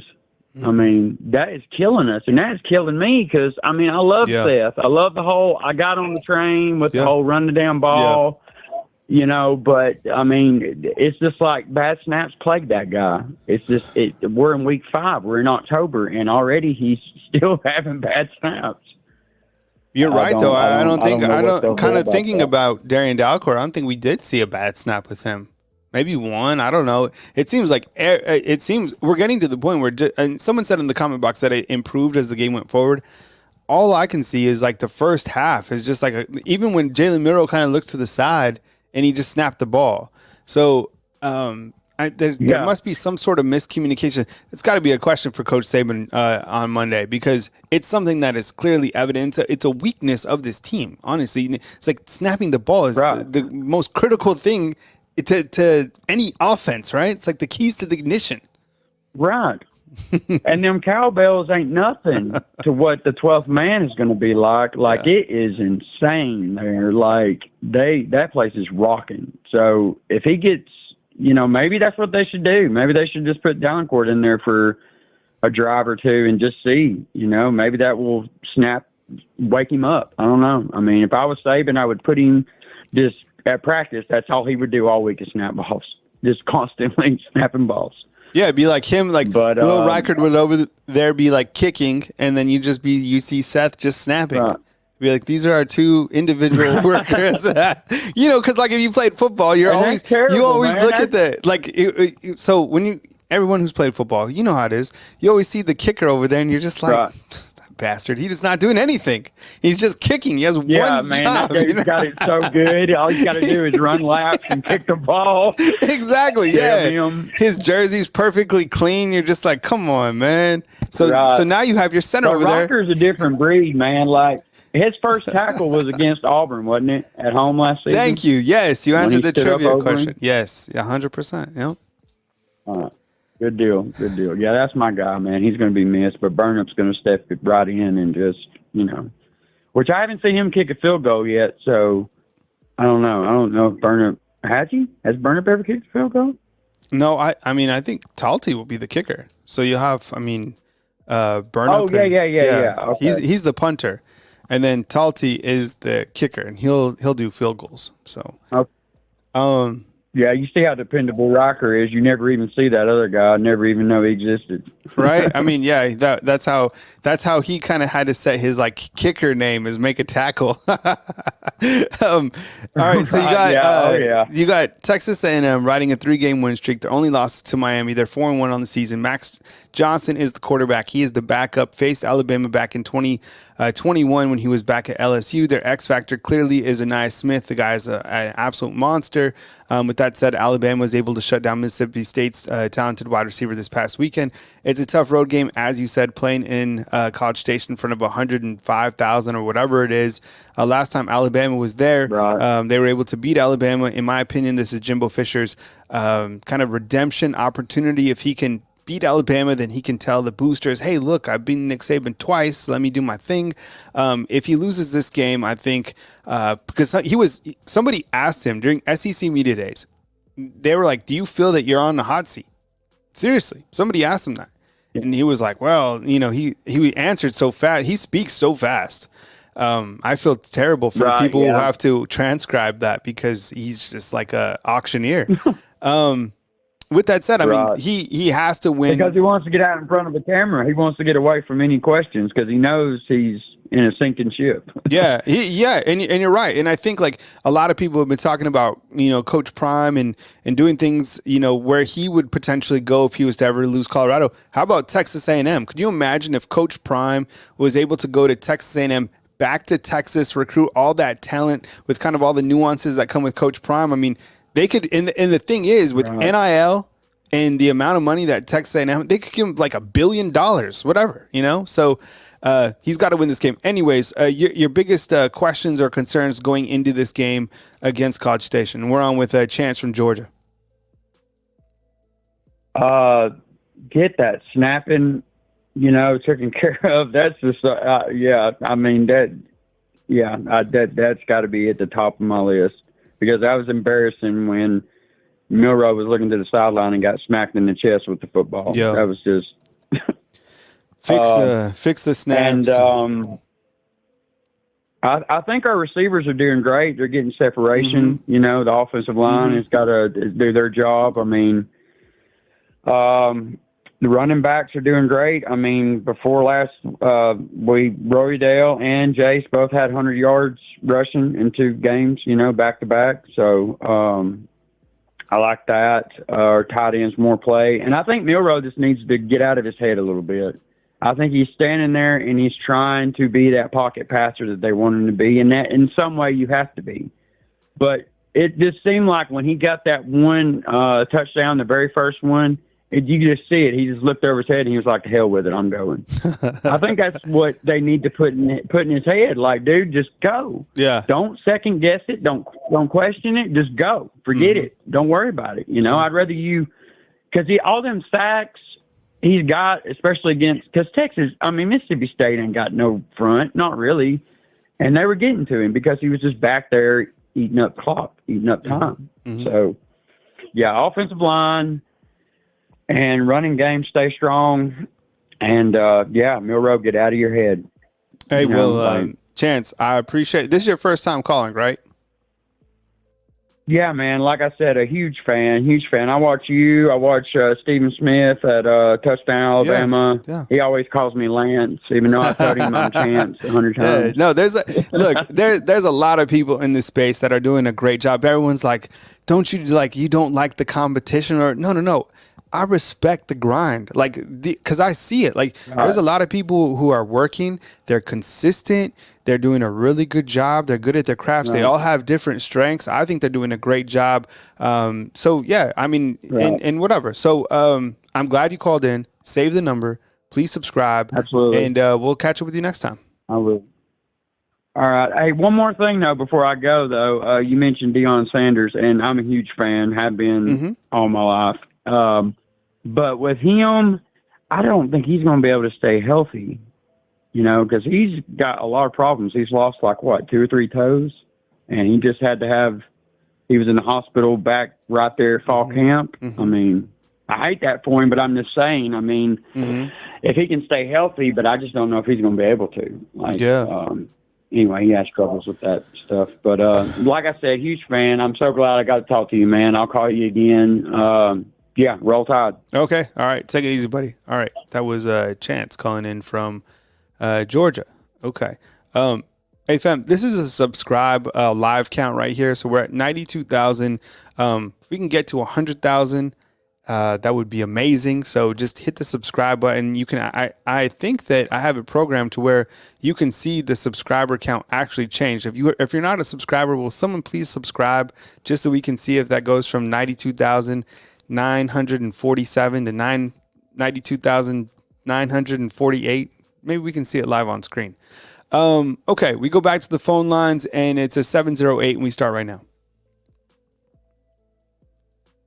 Hey, thank you very much for being patient. You're on the line with Kyle Henderson. Who am I on the line with, and where are you calling in from? Hey, what's up, Kyle? This is JC. Hey, what's up, JC? From Chicago. JC from Chicago. I appreciate you calling in. Yeah. I've been to Chicago many times, and every single time I go to Chicago, I have the most amazing time. I honestly, cool, and what's amazing is I've had really good food up there, and I love the sports vibe. It's such an amazing sports culture. And you guys have everything up there. Yeah. And I didn't grow up in a major city. So I wish I would have grown up, loving the Cubs or the White Sox or the Blackhawks or something like that. So kind of envious of you. And, but anyways, welcome to the show. Hey, thanks for having me. And you, if we had some better teams, we'd probably be in a lot better shape. But with that being said, I think all of us that are Alabama fans, I started off this college season pretty much saying that I didn't really see a team that was just going to barnstorm through college football, kind of like your traditional Georgias and old Alabama teams. I kind of figured that a lot of these guys were going to end up with 1, maybe 2 losses as this thing was kind of coming down, and it's kind of proven to be that because the transfer portal has kind of balanced out a lot of those teams, have provided them with some talent that they might not have been able to recruit, and some of that. And I think you're starting to see some of that talent for some of these teams manifest themselves. You look at a lot of the top teams, they were searching for a quarterback like Alabama was. And, I guess my big problem with Alabama was, and this was probably, I felt kind of bad for Jalen Milroe. He kind of came at a time where we had some really great quarterbacks, and they were all really good passing quarterbacks and really good quarterbacks that could read progressions and different things like that, and that wasn't his strong suit. And I think they spent a whole lot of time this summer and probably in the fall really doing that, and that wasn't this kid's strong suit. This kid's strong suit was RPO. If you got a good offensive coordinator, you layer those routes over in certain areas, run your RPO and let him see if somebody is open. If not, let him take off and run. That's what he does best. He's a Michael Vick-ish in college type of quarterback. So, I think they hurt his progression a little bit. because I think early on he was real. If you look at him yesterday and you look at the game that he played against Texas, he looked robotic. Mm-hmm. You know, it was kind of like, okay, look over here, look over there. When you have an RPO quarterback, those are instinctive quarterbacks. You gotta allow them to play the way their mind plays. You know, it's kind of like playing a video game with them. And I think they took a little bit of that instinct away from him by saying, stay in this pocket, look for one. Mm-hmm. One ain't open, look for two. Mm-hmm. Two ain't open, look for three. And he's not that kind of quarterback. And I don't know that he'll ever be that kind of quarterback, but in college football, I don't necessarily know that you have to be that kind of quarterback. They made a lot of really Go ahead. Continue, JC. No. Go ahead. I was just noticing yesterday that they're starting to make a lot more comparisons from Jalen Milroe to Michael Vick, and they even did that on the college. Yeah. So kind of funny story. We're on with JC from Chicago. So yesterday, this is the first game that I actually didn't go to. So I was watching the game on TV, right? So I was kind of having like FOMO, right? Because I'm used to going to the game and all this stuff. So I'm watching the game, and I sat on my recliner and I looked at the game, and it's on ESPN, and there was like 14 minutes left between LSU and Ole Miss, and I was like, shit. I was like, I'm going to miss like the first 8 minutes of the game. What am I going to do? So I saw that they're going to put it on ESPN News. And I'm sure, did this happen to you guys too out there? So I looked, yes, so I went we were all scrambling around trying to find out what was going on. So I go and I try to find my remote. And of course, like you, I couldn't find my remote because the dog had chewed it up, and I find my remote and I go to ESPN News, and I find ESPN News. And I turn it on, and it was these dogs who were racing. And did you see that? So it was crazy. So I was like, damn it. I was like, and these dogs, I don't know what sport this was. And I didn't even know that this made it on TV. But these dogs were flying. I'm telling you, there was this one black dog. I don't know what type of dog this was, but they would run across. They were running like, I don't know, it looked like 80 yards to me. And they would hit the back of this like blackboard, and then they would fly the other way. And somebody inside the comment, and somebody on Twitter was like, I'm glad we're not playing these dogs because they're fast AF. And I was like, so anyways, but the crazy thing, yes, Bijamin, the dogs were flying. And the other thing was, I didn't know that there was like announcing, like how do you get into like announcing for like dogs racing, right? Like, I mean, I don't know. I didn't know that was the thing. Anyways, I'm sorry, JC. I just had to say it because like it was crazy. No, it's cool. Yeah. Because it took us a while to find the game yesterday up here. So we were scrambling. We was like, okay, this game is still on, and we were scrambling around. And I got to agree with the other caller. I was watching that Georgia-Auburn game yesterday, and I'm really having a hard time rooting for Auburn, but I absolutely hate Georgia too, and I'd rather Georgia lose with that cupcake schedule that they have, 100%. As opposed to. So I'm sitting here and almost regurgitating in my own mouth, just cheering for Auburn, and I'm like, but. You know, it kind of is what it is. I think we are about where we. If in most people's mind, I think we're probably about where we were anticipated to be, and now we're at the point that now it's just a matter of us getting better each week. Mm-hmm. And I think if we get better each week, you see that Jalen is getting better each week, mm-hmm. and I think the reason he's getting better each week is they're saying, okay, you're not Bryce Young, and you're not Tua, and you're not Mac Jones. Play football like Jalen Milroe plays football, and mm-hmm. we're going to develop and design plays to play that's going to help you play that kind of football, and mm-hmm. you got a running game behind you.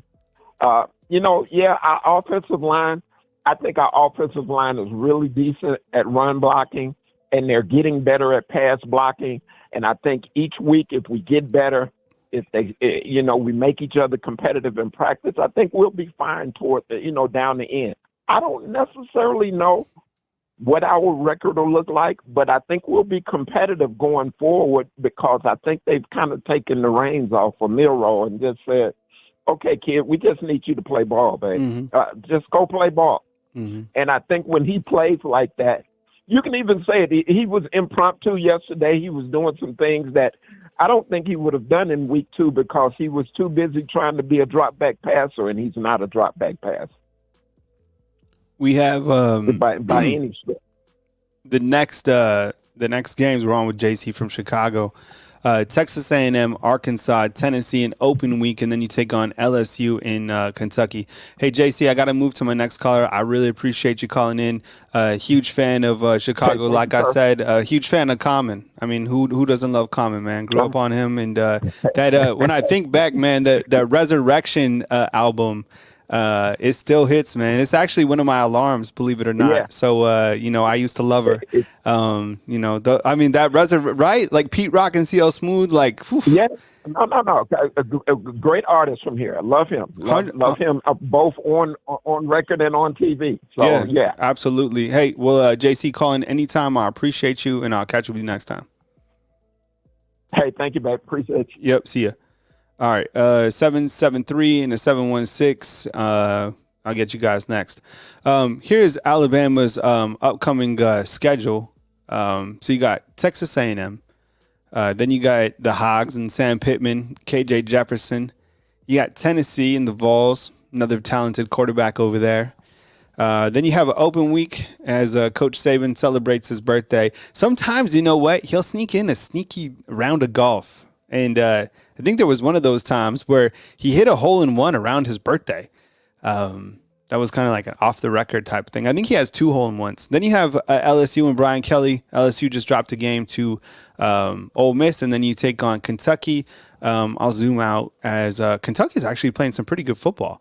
And then you have Chattanooga, and then you take on Auburn. So that should be a pretty good game. Kentucky and Georgia, I think, was it last year that it was a pretty competitive game, or was it the year before? Whatever it was. I mean, Kentucky's, they did what they wanted to against Florida. Kyle Henderson and Bama Football on YouTube. And Kentucky beat Florida. I'm sorry.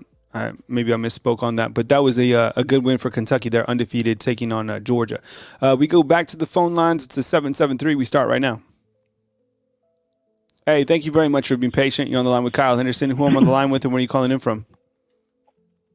Hey, Kyle, this is Mike, another person from Chicago. How's it going? Oh, what's up, Mike? We back in Chicago. We're staying in Chicago. I appreciate it. Someone said that there is a lot of fans, like Alabama fans in the area. Is that particularly true? I'm not sure, since we don't really have a good, college-based. U of I is not real good. Northwestern is up and down. Yeah. I think the only thing we have is Notre Dame, so we spread across the nation when it comes to college fans. Let me ask you this before we jump into this, Mike. We're on with Mike from Chicago. Notre Dame, pretender or contender? I would say contender. Definitely playing good defense, controlling the ball. Definitely got a quarterback that can actually manage the game and smart, talented. So definitely a contender. Definitely a contender. Okay. They played Ohio State real well. Stayed in the game. They got a home friend that when they play at home, they got 80,000. It's going to be crazy. So you need that when you have your home game. So they have all the facilities needed to enhance the athletes. So they're definitely going to be a contender. Okay. Just wanted to ask you, because I've been asking that about Notre Dame and about Florida State as of late, just kind of asking, the people in the area or fans, what's kind of the pulse of those two programs, because there's 3 programs that people want to be good again. One is Notre Dame. Another is Florida State. I would probably lump in, like, they want probably that taste of old Colorado, to be great again. And they also want Nebraska to be good. And that's just, not the case. I mean, Nebraska is just not there. So, but anyways, okay. So we're heading into week 6. Alabama is about to travel to take on Texas A&M. They're coming off a victory over Mississippi State where they won 40-17. They still haven't played 4 complete quarters of play, but they're getting closer to. Everything seems to be trending upward. There's a couple nitpicking items that we're going after because that's what we do when you follow the team so precisely. But what's on your mind? And welcome to the show. Well, what's on my mind is, why is Tommy Reese getting a pass? I mean, we're always talking about what Milroe can't do. But why is Tommy Reese get? Bill O'Brien was like one of the top scorers his 2 years here. I mean, he was averaging like 40 points a game, number one in the second. We destroyed Bill O'Brien. So I'm give you an example. Okay, so if you're looking at Georgia-Auburn game, if I'm an Auburn defensive coordinator, who am I trying to stop? Trying to stop Brock Bowers, right? 100%. I'm trying to make sure he doesn't get the ball. But somehow or another, he was schemed to get the ball. He got the ball and actually won the game. We don't see Tommy Rees scheming any type of plays, getting people where they need the ball at. I mean, a lot of this, I think, falls on Tommy Rees.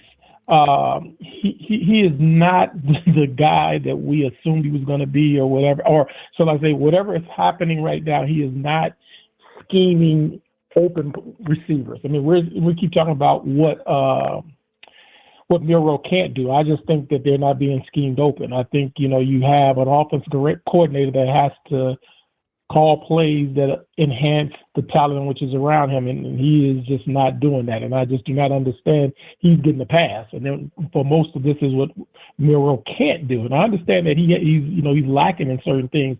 But in certain situations, you just got to assist him in saying, okay, I have plays that will get this person open. If Brock, got open, and as I said, if I'm an Auburn defensive coordinator, I'm doubling him, I'm tripling him, because I know where they're going with the ball. But somehow or another, there was an ability to get him the ball in Georgia to win the game, and that's what we need in our offensive coordinator. What do you think about that? The offensive coordinator, since I've been here, has been interesting to follow, and it seems like it's trending in the wrong direction at this current point in time. Because it went from Lane Kiffin, and then I got here right as Lane Kiffin left. And so I witnessed Brian DeBall kind of come in, and he had used the New England Patriots passing tree. And that's when you started to see Alabama's offense start to kind of evolve into, a more balanced kind of these dynamic wide receivers started to get here. And then after Brian DeBall left, then you had Mike Locksley. And by that time, you had, kind of the keys of the Ferrari. I mean, it was like these wide receivers were here, and you had these quarterbacks that were able to distribute the football to these guys. So it was just like as sexy as the offense as you want. There was even times where the offense was being criticized because they were scoring too fast. Remember that? It was like an under 2 minute drive. They were like a touchdown of a drive of a minute 13. You're like, geez, the defense is like running back onto the field. Like, thanks. Then you got to the Bill O'Brien days. Steve Sarkisian, who I think is the best offensive coordinator that's been here, as well as the quarterback developer. And there were some other guys behind the scenes that were adding to that. So you had A.J. Milwee, who was Steve Sarkisian's guy, and then Alec Mortensen, who was like the quarterback whisperer. Those guys are all gone. And then you have Bill O'Brien, and nobody liked Bill O'Brien because of there must be a lot of Texan fans, or I don't know what it was, but nobody liked him at all. He comes over and he has Bryce Young, and people feel that they just didn't seem to blend with him. But then I saw recently that people have been kind of sending out tweets that's like, "I miss you, babe," and it's a picture of Bill O'Brien because totally agree. You're just like, maybe things weren't that bad after all. Maybe we could have went to offensive. Maybe we could have went to offensive coordinator counseling, with Bill O'Brien. Right. But even if you look at the championship game in 2020 when Sark was here, okay, in a half, Devontae Smith got the ball like 14 times.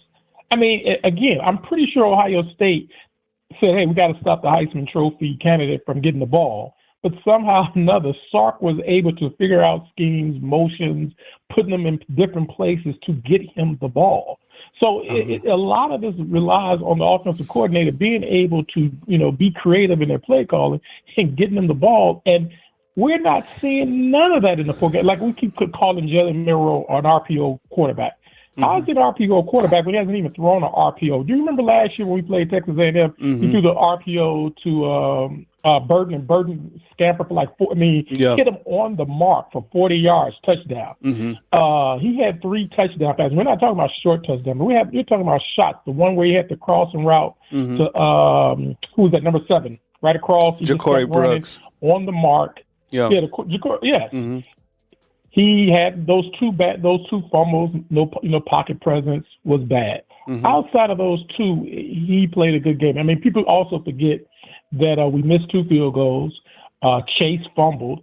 So it wasn't all on why the game was closest because of those two fumbles. There was other things that happened within that game.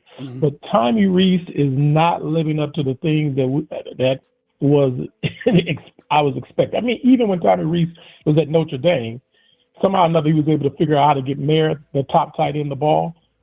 It's just, why isn't it somehow or another here he's not getting people the ball or creating schemes? I don't know if it's maybe Nick Saban that is putting the kibosh on some of the plays he wants to call. I don't know what it is. But to keep saying Miro can't, a lot of this falls on, to me, the OC. I mean, if you look at Hugh Freeze, I would take Miro over 5 of the quarterbacks that Hugh Freeze has right now. But somehow or another, Hugh Freeze is figuring out a way to use those quarterbacks to get them yardage, to complete passes. Somehow or another, our OC cannot do anything, and it's like, I don't get it. And Miro is not a bad passer. I mean, if you were talking about earlier that they were talking about how he compares to Michael Vick and how he can just flip the ball and the strength of his arm and different things like that. And Tommy Rees is supposed to be this quarterback developer. Well, develop the quarterback. Sometimes I'm feeling, is he sabotaging? Is he upset that Tyler Buckner didn't play? I mean, it's like, what's going on? I mean, sometimes, I'm pretty sure that's not the case. Sure. But it's just like the stagnant of the offense, and you said the game was at 8:00. So by the time I got to the Alabama game, I think I watched about 8-9 games. And somehow or another, if you look at Colorado, they're able to scheme open and hit receivers who they want to be involved in the game. USC is somehow or another scheming open people who are wide open. I mean, all these teams can't be playing against defenses just have total busts. And, it's somehow or another, you have plays, you have formations, you move people in a manner in which you get them open. And we've seen that with many of the offensive coordinators that came through Alabama. Somehow, and as I said, everybody was on the bandwagon of get rid of Bill O'Brien. This is a man that won a Super Bowl. I mean, so he wasn't. And as I said, his time here, he got Bryce to a Heisman. He was in the 2 years was it 2 years or 3 years he was here? He was number one in scoring in the SEC, averaging something like 40 points a game. And now we get Tommy Rees, and everybody was talking about how Tommy Rees is going to do X, Tommy Rees is going to do Y, and Tommy Rees hasn't doing anything. And I think some of the play calling can assist in the offensive line. That if you know people are rushing and they're about to blitz, then screens. We wanted jet sweeps, we wanted screens, we wanted slants, we wanted all these things when Bill O'Brien was here. Bill O'Brien goes, we get Tommy Rees, and somehow or another everybody's now stopped calling for the jet sweeps, the screens, the RPOs, all the things that we wanted Bill O'Brien to do. So I just don't understand why there's a big silence when it comes to Tommy Rees.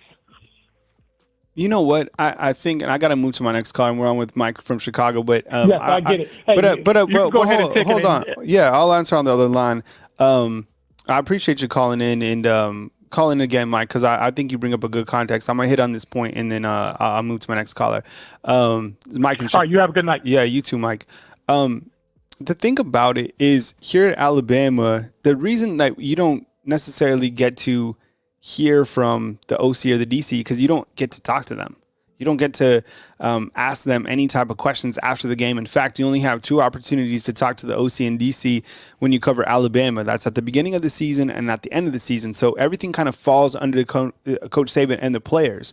It's not the same case that every university is different depending on like who you want to talk to. For example, at Florida State, I know the staff that covers Florida State, and they get to talk to everybody, the running backs coach, the wide receivers, the offensive line, the OC, everybody.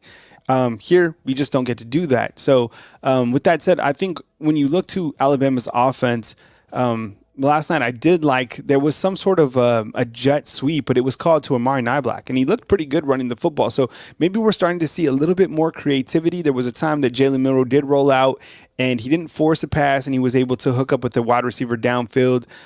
It looked good. So Tommy Rees, I think he should be criticized. I think that he does have the weapons, and he does have, most importantly, the quarterback to do some different things. But as you guys are saying in the comment box as well, Alabama's offense did score 33 points last night.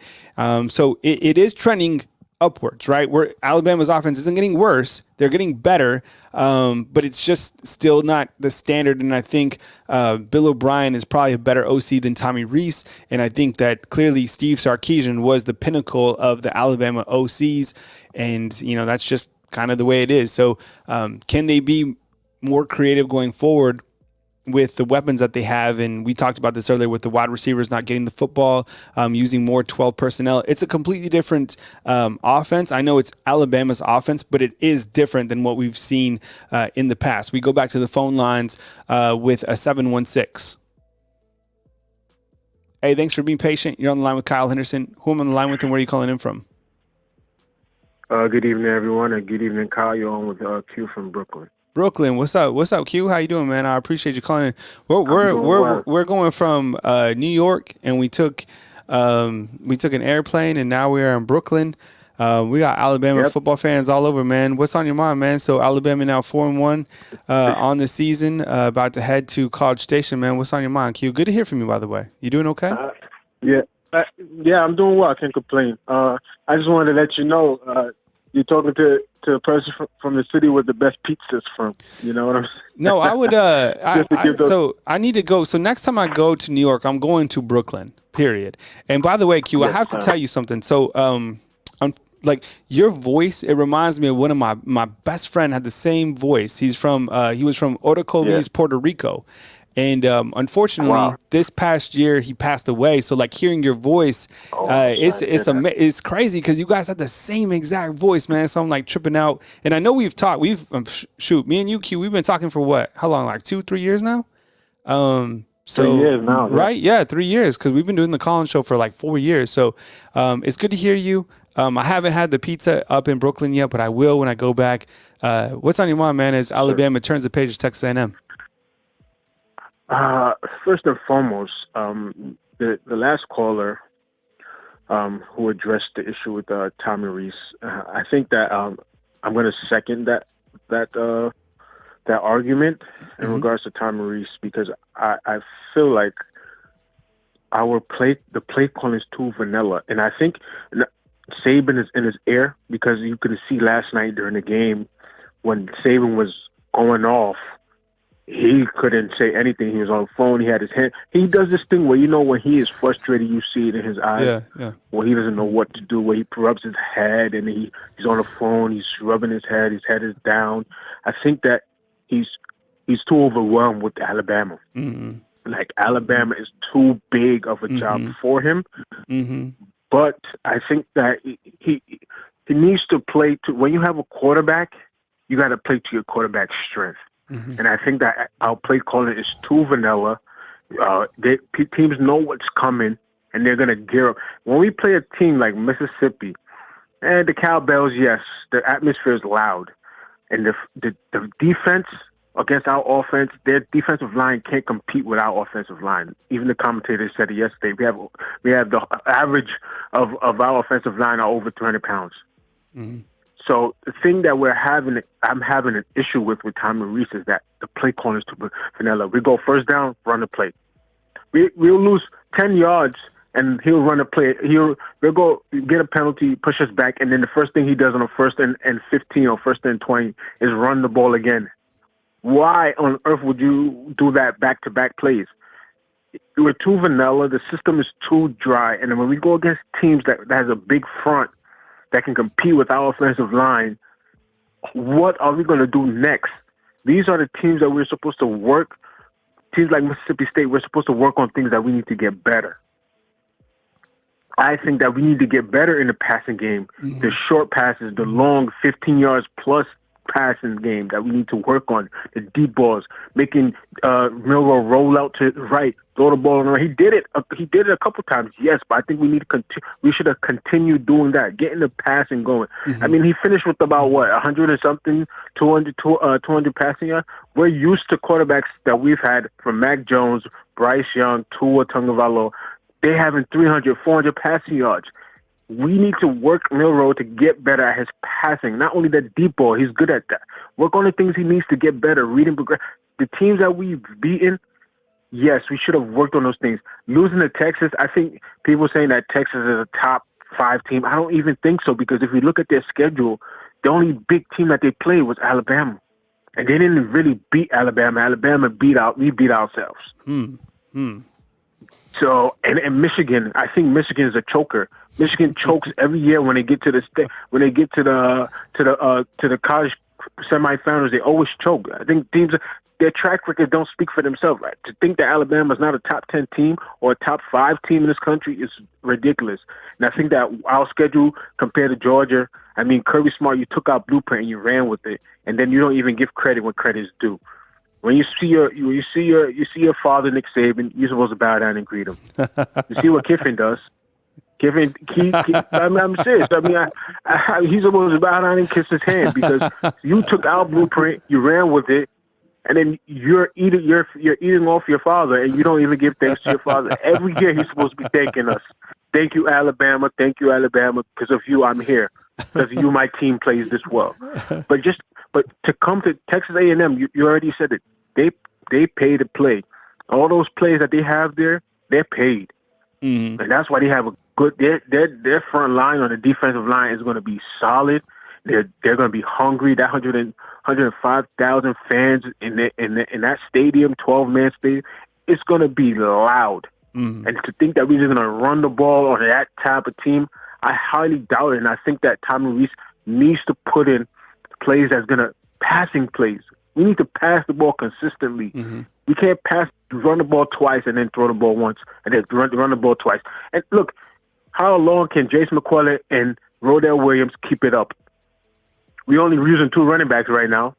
We have running backs that hasn't touched the field yet, but we seem to not get them no touches during the games that like Mississippi State. And you expect them, when God forbid Jace or Rodell Williams go down, to step up and come in and play. And do what? I think that's where we need to focus on things that we need to get better. Teams like Mississippi State, we should have worked on the passing. I think that, okay, we scored 21. You knew we were going to win, but I think we needed to work on things we need to get better at, and I think we didn't do that. And I think Saban needs to cool out of getting in his ear, let the OC do when he had Sark, he let Sark do what he needed to do, and he saw what it did. Lane Kiffin. He gave Lane Kiffin the keys to change the way we play football, from this run to a passing concept, to slowly progression to what Sark did with full passing, little bit of running. Then we have Bill O'Brien. He was I agree with the last caller, iffy play caller. I'm not really pleased at what Bill O'Brien did. But Tommy Rees, man, we just finished 4 games, and I'm not really sold on Tommy. I'm not. Sorry. On with Q from Brooklyn. I think, Q, before I move on to my next call, I think the biggest thing that I want to ask the viewers that are watching tonight, do you guys feel that Tommy Rees is overwhelmed at this level? Honestly, because, I mean, it seems like maybe he just kind of shows his emotions, but it seems like every time they're like, and here's first-year offensive coordinator Tommy Rees up in the press box, and he's just like has his hand, and he's just like rubbing his head. Do you think that he's too overwhelmed? Do you agree with Q about, kind of the lack of production or the creativity? I want to sound off, you guys to sound off in the comment box. Hey, Q, before I run to my next caller, man, end the show how you do. And before you do that, I am really happy to hear from you. Thank you for your continued support. It's always great to hear from you. And when I get to Brooklyn, man, I'm definitely hitting you up to have some pizza spots that I got to check out. But end the show or end your call how you do, please. Give me a shout. Yes, sir. I mean, first and foremost, I want to thank you, Kyle, for having me on. But first and foremost, I want to say God bless America. God bless you, Kyle. God bless me. God bless the fans of Alabama football. God bless the former and incoming president of the United States, Donald J. Trump. God bless me. God bless you. God bless this country. You have a good one and roll tide. All right. Roll tide to you, Q. All right. Q, he's been a long-time caller. I love his context. And that's how he ends every show. That's how he does it.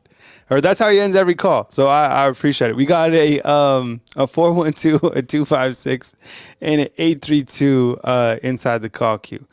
I appreciate you guys joining me tonight. My name is Kyle Henderson of Bama Football on YouTube. Thank you for calling in. Let me know where you're calling in from.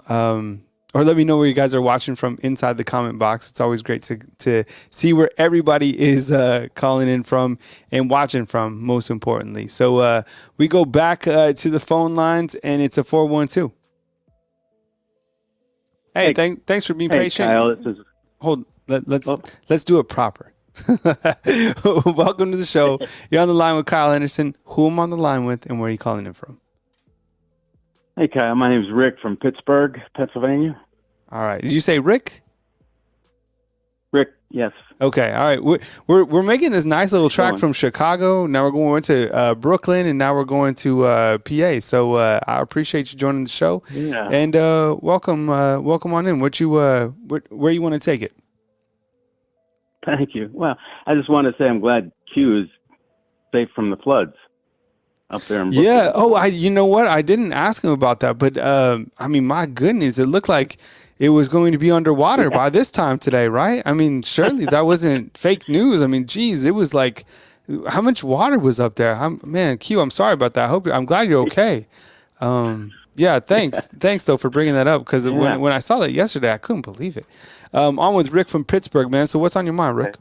Yeah. So talking about being underwater, and you know, I don't think that Tommy is necessarily underwater, but it doesn't seem to me like it seems like some of the things that we do on offense are really counterintuitive to the people that are playing. You know, we've got the fastest guy on the field at quarterback.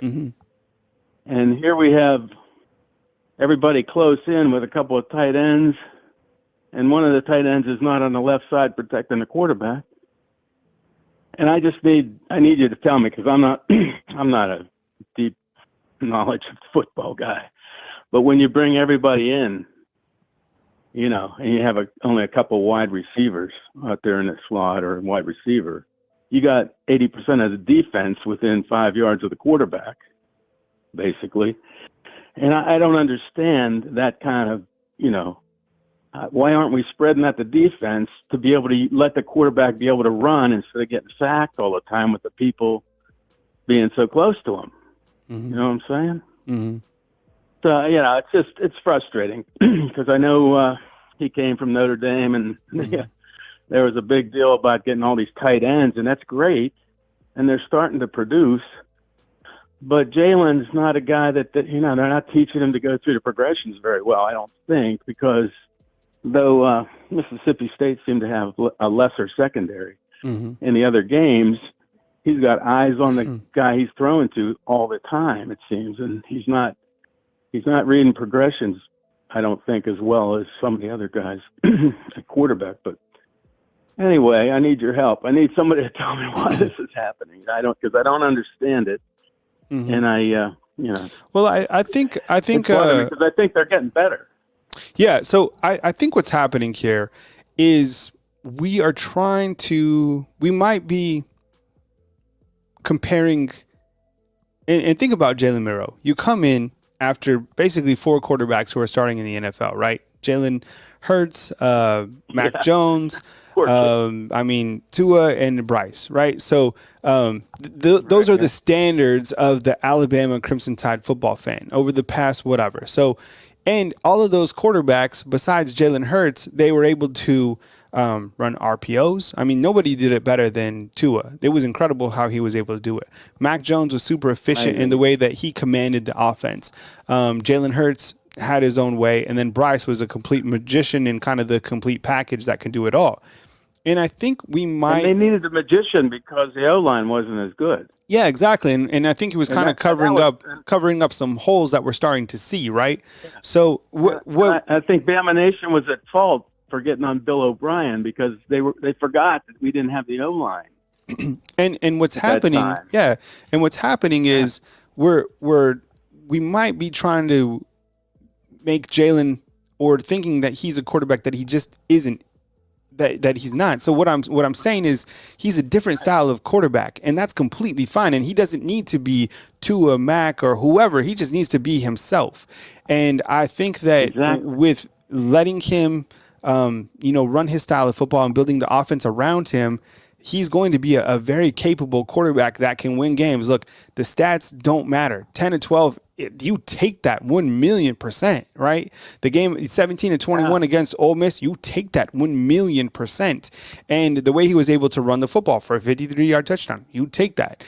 He's a different style of quarterback. There's nothing wrong with what he's doing.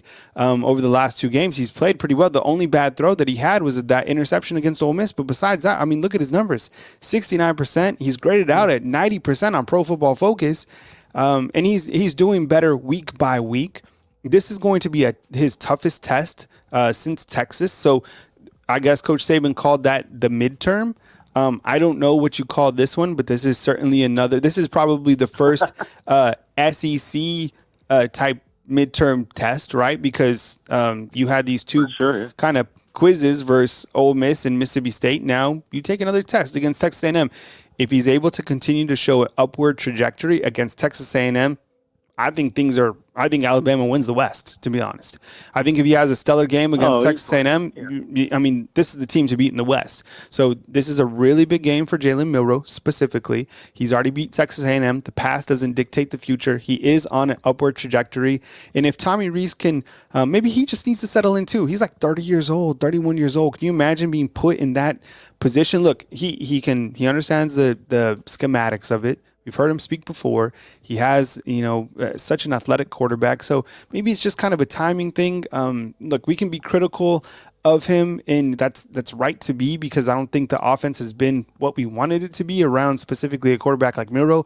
But I do see things trending upward. What else you got for me, Rick? That's it. I just think they need to spread our offense out, so that we spread the defense out, so that, and then move. Have Jalen on the move, Yeah.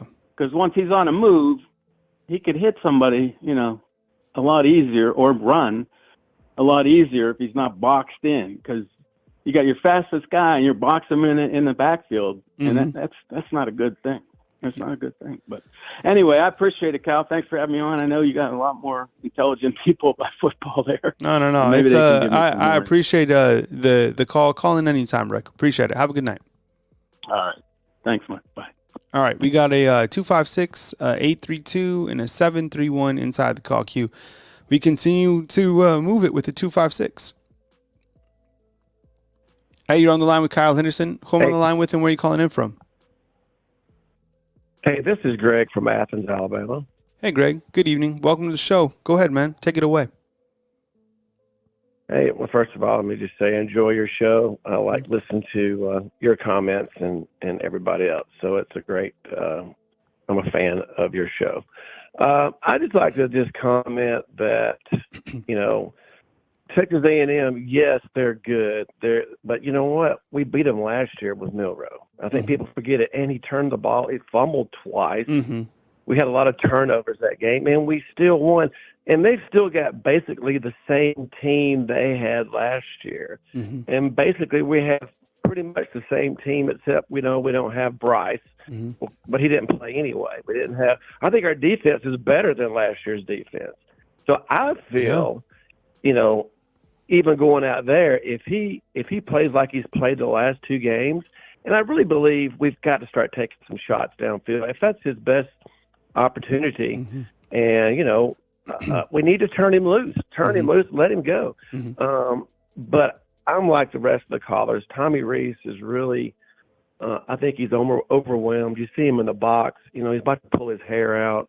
I feel sorry for the guy because I'm not sure if he's ever had, maybe I'm wrong, I don't know if he's had a quarterback like Milroe, but he's had to design RPOs and the screen game and, or maybe, our analysts, a lot of those guys, the Dooleys and the coach from Arizona, the Cardinals, the NFL, all of our analysts, I wonder how much they really know if they had a cat like Milroe, because, he's so talented. I just can't believe we're not running him more.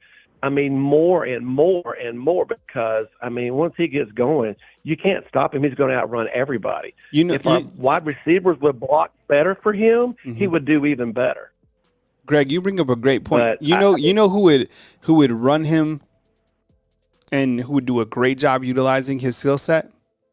Lane Kiffin. Look what he does with Jackson exactly. Dart. I mean, if Lane Kiffin was the offensive coordinator this year with Jalen Milroe, oh my goodness! Like, oh my god! Like, look what he's doing with Jackson Dart. Exactly. Well, see, when I watched Ole Miss play against us, and I'm a big fan of Lane's, play caller, not so much as a head coach, but I was watching what they were doing against us, all those sweeps and those screen passes, and I'm like, why in the world do we not do that for Milroe? He's got a cannon. Mm-hmm. You can't tell me he could catch the ball in shotgun and whip it out to a wide receiver and have somebody just make one block, they make one miss. Mm-hmm. Like he used to do. We could go side to side and wear their defense out. I think Jalen is more effective when we go 5 out, or when we go 4, when we have 4 wide receivers, mm-hmm. maybe one tight end, or we got a block, somebody, if they just pick up the blitz, give him enough time.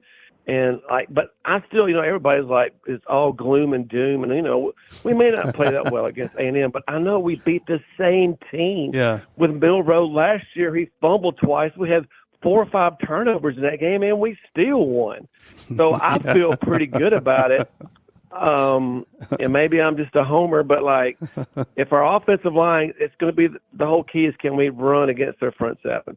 If we can just get enough yards to stay honest. I mean, he looked so good passing, I thought the other night, Saturday night, I'm like, why are we only passed it 12 times? Mm-hmm. I got aggravated when we'd run it 2 times in a row. We'd make 4 yards, lose 2, and though it's 3rd and 7, 3rd and 8, 3rd and 10, it's 3rd and long all the time. And used to, excuse me, when we had Bryce and Mac, 3rd and 10 is like 3rd and 2. 3rd and 15 with those guys with the wide receivers. And we've got good wide receivers. That's what's killing me. We've got 6 or 7 really good guys. Yeah. And we just don't throw the ball, or we don't design things so they're wide open. But what Lane does is he does all this motion. He always confuses the secondary. That's what you want to do. You want to confuse them when there's 2 guys, picks up 1. Mm-hmm. And then you got a bust. Mm-hmm. And we don't – ours is so simple, or maybe we have to be. I don't know. The defense doesn't ever look confused when we're playing them. They never look confused.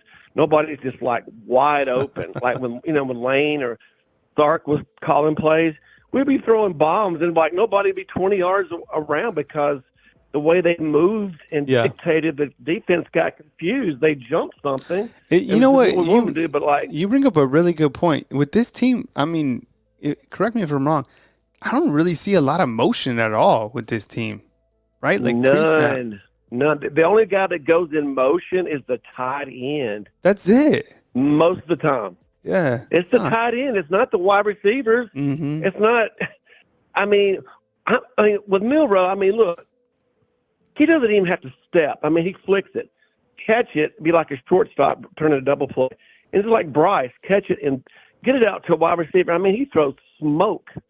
They can catch it, a block, boom, we're gone. Mm-hmm. That's just like running. It's almost like a mini air raid when you just kick it out there. They make a little block, you make somebody miss, you're getting 5 and 6 yards. We don't have to run it up. And then, of course, you can run it between the tackles a little bit here and there, keep them honest. But, I'm not a football coach, but I think I've got a lot more creativity, more imagination. Because when we watch all these other teams like Washington, oh my Lord, we watch Washington and what we could have had with that guy, or but that's what Tommy Reese is the offensive coordinator, and I know that everybody knows what we know. You've got to design things from Milroe. That is your job, but you're plain and simple. You're not doing it. You're just not doing it.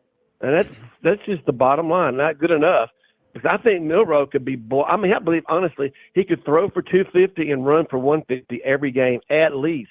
Yeah. At least. Mm-hmm. The guy's a beast. Mm-hmm. He's better than the Arkansas quarterback. He's better than the Florida quarterback last year. I know he's in the NFL, but, he's better than all those guys because he's a better runner than they are, and he's not a bad passer. Mm-hmm. He's just not.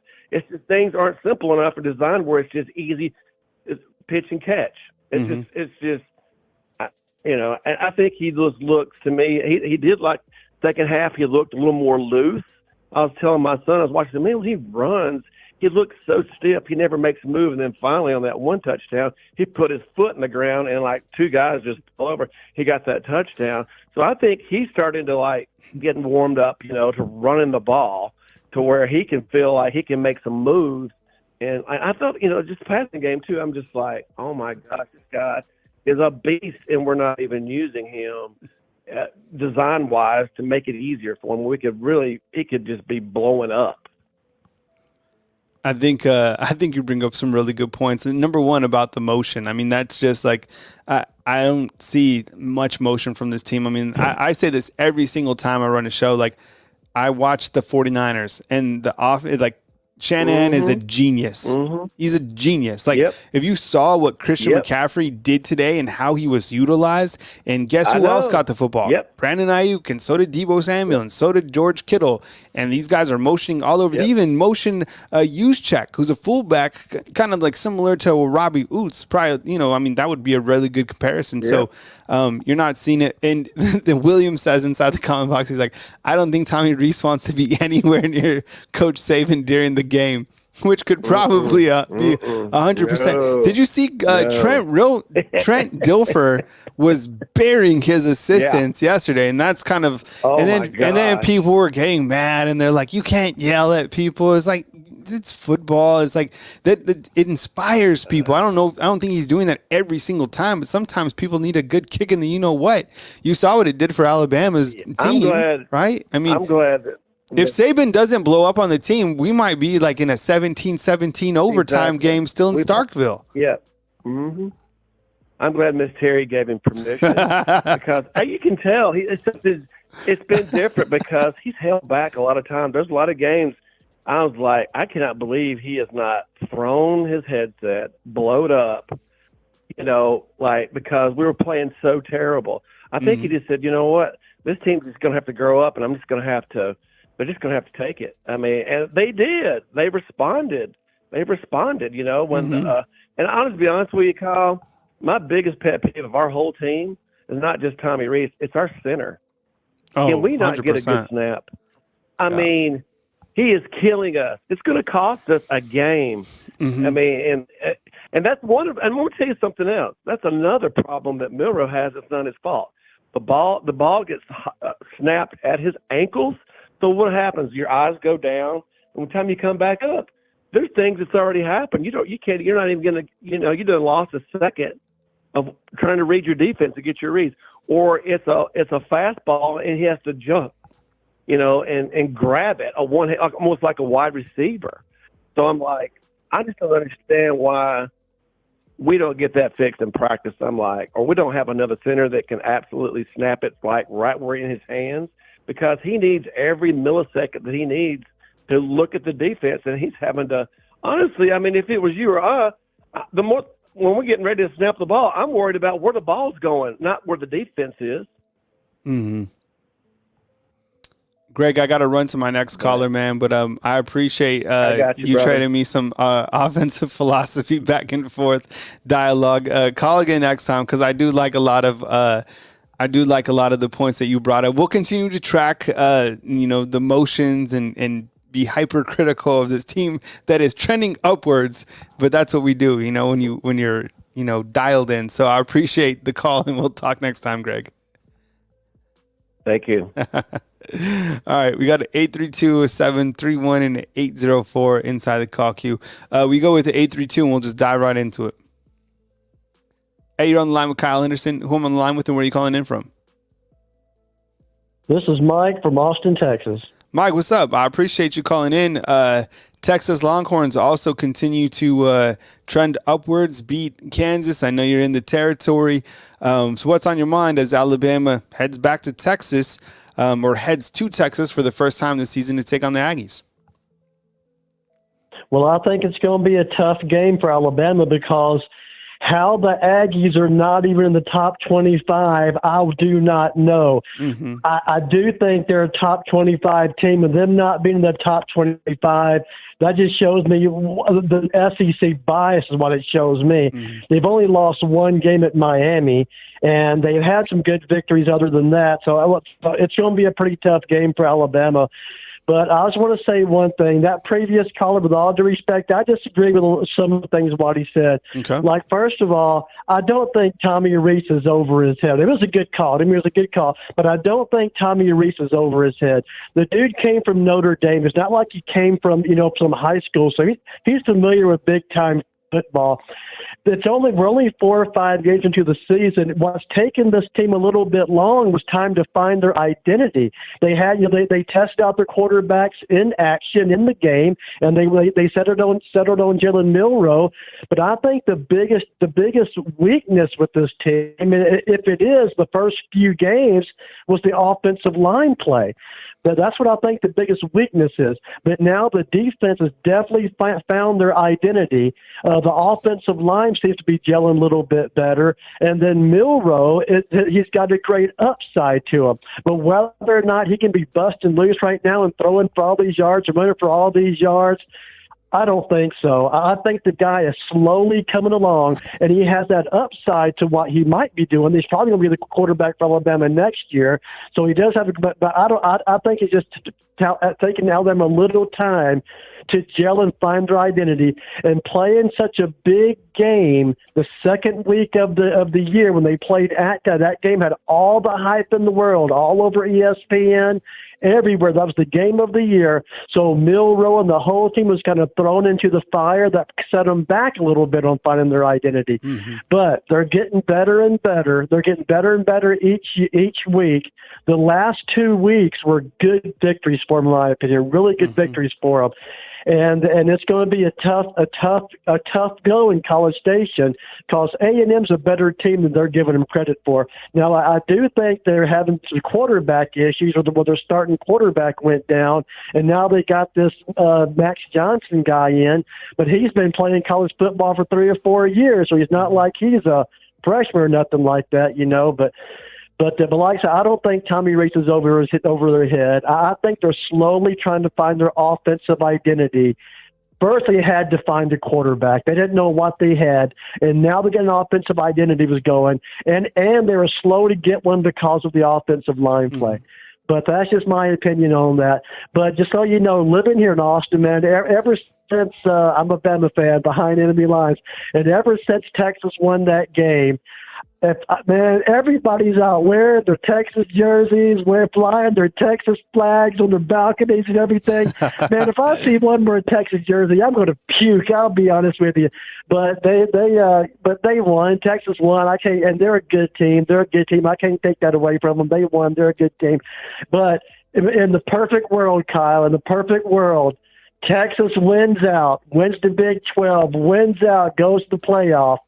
Bama wins out, beats Georgia in the SEC championship game, and gets another shot at Texas. Now, that'd be the perfect world right there, Bama, Texas in the championship game. Whether that's going to play out or not, I don't know. But anyways, like I said, I just don't see how Texas A&M's not ranked in the top 25. That's all. That's pretty much all I got, Kyle. All right. Well, I appreciate it, and thank you very much to Taylor for the first super chat of the night. Let me ask you something, and we might have to go to our statisticians before you go, Mike. Wasn't Texas A&M unranked the last time that they beat Bama? Or they had lost like 2 games in a row or something like that? Wasn't it? Can someone look that up? Was Texas A&M unranked the last time that Alabama went to College Station? I think they might have been unranked. This is weird, because if they're not ranked now...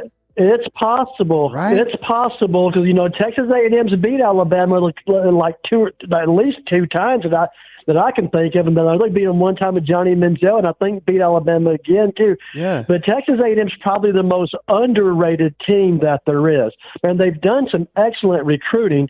College Station is probably the best college football atmosphere in the country as far as going to a game and tailgating and all that. So, Texas A&M's going to be ready for them, because another thing about Texas A&M, they got a chip on their shoulder. They're getting absolutely no respect. They're not even top 25. No respect from the media, and they only lost 1 game. No respect from the media, no respect from anybody, no respect from the people on the big channels or nothing like that. Not a whole lot of respect from Bama fans for the most part, I guess. But they could have been unranked. But they should be ranked. In my opinion, Texas A&M should be probably somewhere around number 17 to 20. Now, that's somewhere in there. I know they lost at Miami, but it was early season loss, and they've had some good victories since. But it's going to be a tough game for Bama, because I think Texas A&M is going to be ready. and they've got good linemen. Texas A&M matches up. They have good big guys in the trenches, and that's what it takes to win. But yeah, the Texas A&M probably was unranked last time they played Alabama. Yeah, as far as I can remember. Well, thanks for calling in again, Mike. I appreciate it. And someone just said inside the comment box that they were unranked the last time they did. So just weird coincidences. And like the last time that the two teams played, Jalen Milroe was the quarterback, even though he wasn't the starter, but he played this game. It's just like that. You got to love college football, just like all these strange things that kind of happen. And I agree with you. I think Texas A&M should be ranked, by the way. But please call again next time, and we'll catch up with you on our next show.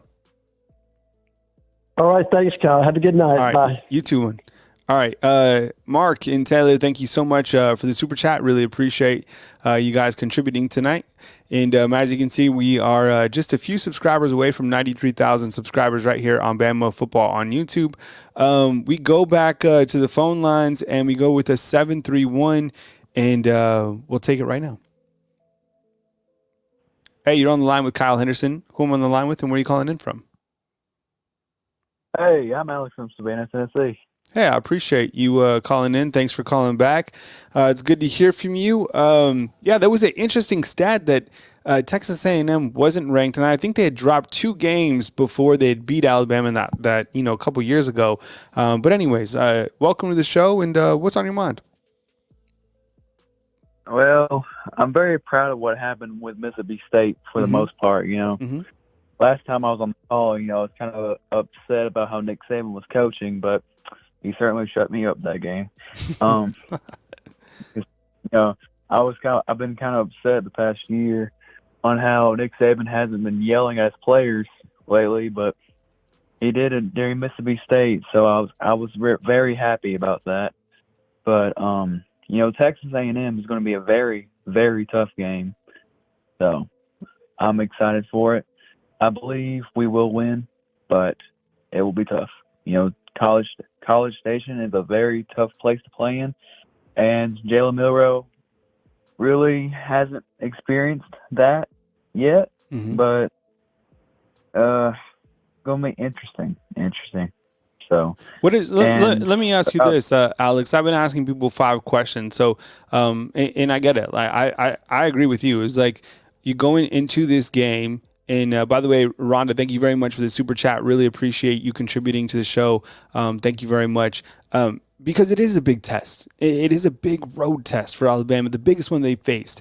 The biggest game, honestly, that they've played in since that game against Texas. So real quick, Alex, if I may, I want to ask you 5 questions just real fast. You just kind of give me some short, concise answers. Is that cool? We start off with number 1, the biggest strength of this team so far, in your opinion? Defense. The biggest weakness of this team so far? Right now, gotta be. I mean, the O-line played good against Mississippi State, but still, I think our biggest weakness is O-line. So, who is the X factor of this team? Well, I know it's. In my opinion, it's on defense. So far, it's between Malachi Moore or it's Harrion Arnold. I like that. Dallas Turner. Oh, yeah. I mean, those 3 names, right? Like, those guys are playing at such a high level. You didn't even have to mention Kool-Aid because it's like we already know he's playing at such a high level. The defense is, man, there's just so many playmakers on the defense. Okay, watch out for. Oh, watch out for Milroe. Right? Kind of sky's the limit. Milroe. Yeah, he can get you anywhere. If you're not paying attention, he gets out of that pocket. It's over. You ain't catching him. You ain't catching him at all. You have no chance if he starts running an open field. You don't. You really don't. Okay, and so with that said, is your MVP so far? Is it Milroe? I really don't know. I mean, he's up there, but defense. I mean, my MVP has to be who saved Alabama so far. I think the person who saved Alabama so far has got to be Roydell Williams or Jace McClellan. consistent, dependable, have each rushed for, over 100 yards in different games. I think those guys have proven they can tote the rock. Wait, did you get a chance to see? He got in a couple times later in the game, but did you see Justice Haynes, Alex? Yes, yeah, I did. I was actually at a band competition, and I saw him. What'd you think about him? Rush. He's fast. He's faster than he looks. Yeah, he's something to get excited about, with the running backs, because he's right there. I mean, Jam Miller, after the targeting, so he got kind of elevated to play. So really excited to see if he gets more opportunities down the road. But right now, I'm with you. Like, Roydell and Jay certainly sufficient to carry the load at running back. Anything else on your mind, Alex, before I move to my next caller? Well, what are you excited for? Which game? I know Nick Saban says not to look ahead and stuff, but if there's a game that you're excited most for, what is that game? Well, and honestly, this isn't coach speak. Not saying like, I'm like the next game is the most exciting. Honestly, think that this game is the most exciting because you win a game like this on the road against a Texas A&M team who is very talented, has the athletes. I think that this particular game sets the trajectory for Alabama to win out. And if they win in, I don't know, maybe a dominating fashion, or they win by 2 touchdowns, this team catapults with continued momentum to where they're able to get through this gauntlet, and they're able to, make a run at their first goal, which is winning the SEC West. I think it's very capable. I think that this is a marquee game. For the most part, this team is pretty good health, and they're playing at a really good level. A win in College Station puts this team, back in the top 10. Who cares about that? It just gives them that momentum and that kind of added boost going into that Arkansas and Tennessee game, which are both at home. And then you have an open week and you host LSU at home. So this could set up a really good trajectory for Alabama kind of going into this 4-game gauntlet. Yeah.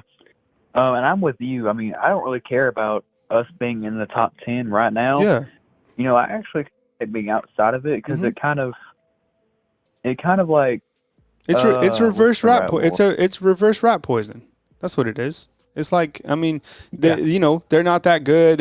Washington State's better than Alabama. So is Utah. So is Oregon State. All those teams are better than Alabama. So you don't, and that keeps those players hungry, keeps them dialed in. And, people keep talking about everybody else other than Alabama. That's what you want if you're Coach Saban. That's why it's reverse rat poison. Yeah. And one last question for you. Who do you have in your playoffs? And if we do win the national championship, which that is our, I guess, third, what place do you think the championship would be, like, place-wise and goals? Like, number one, I guess.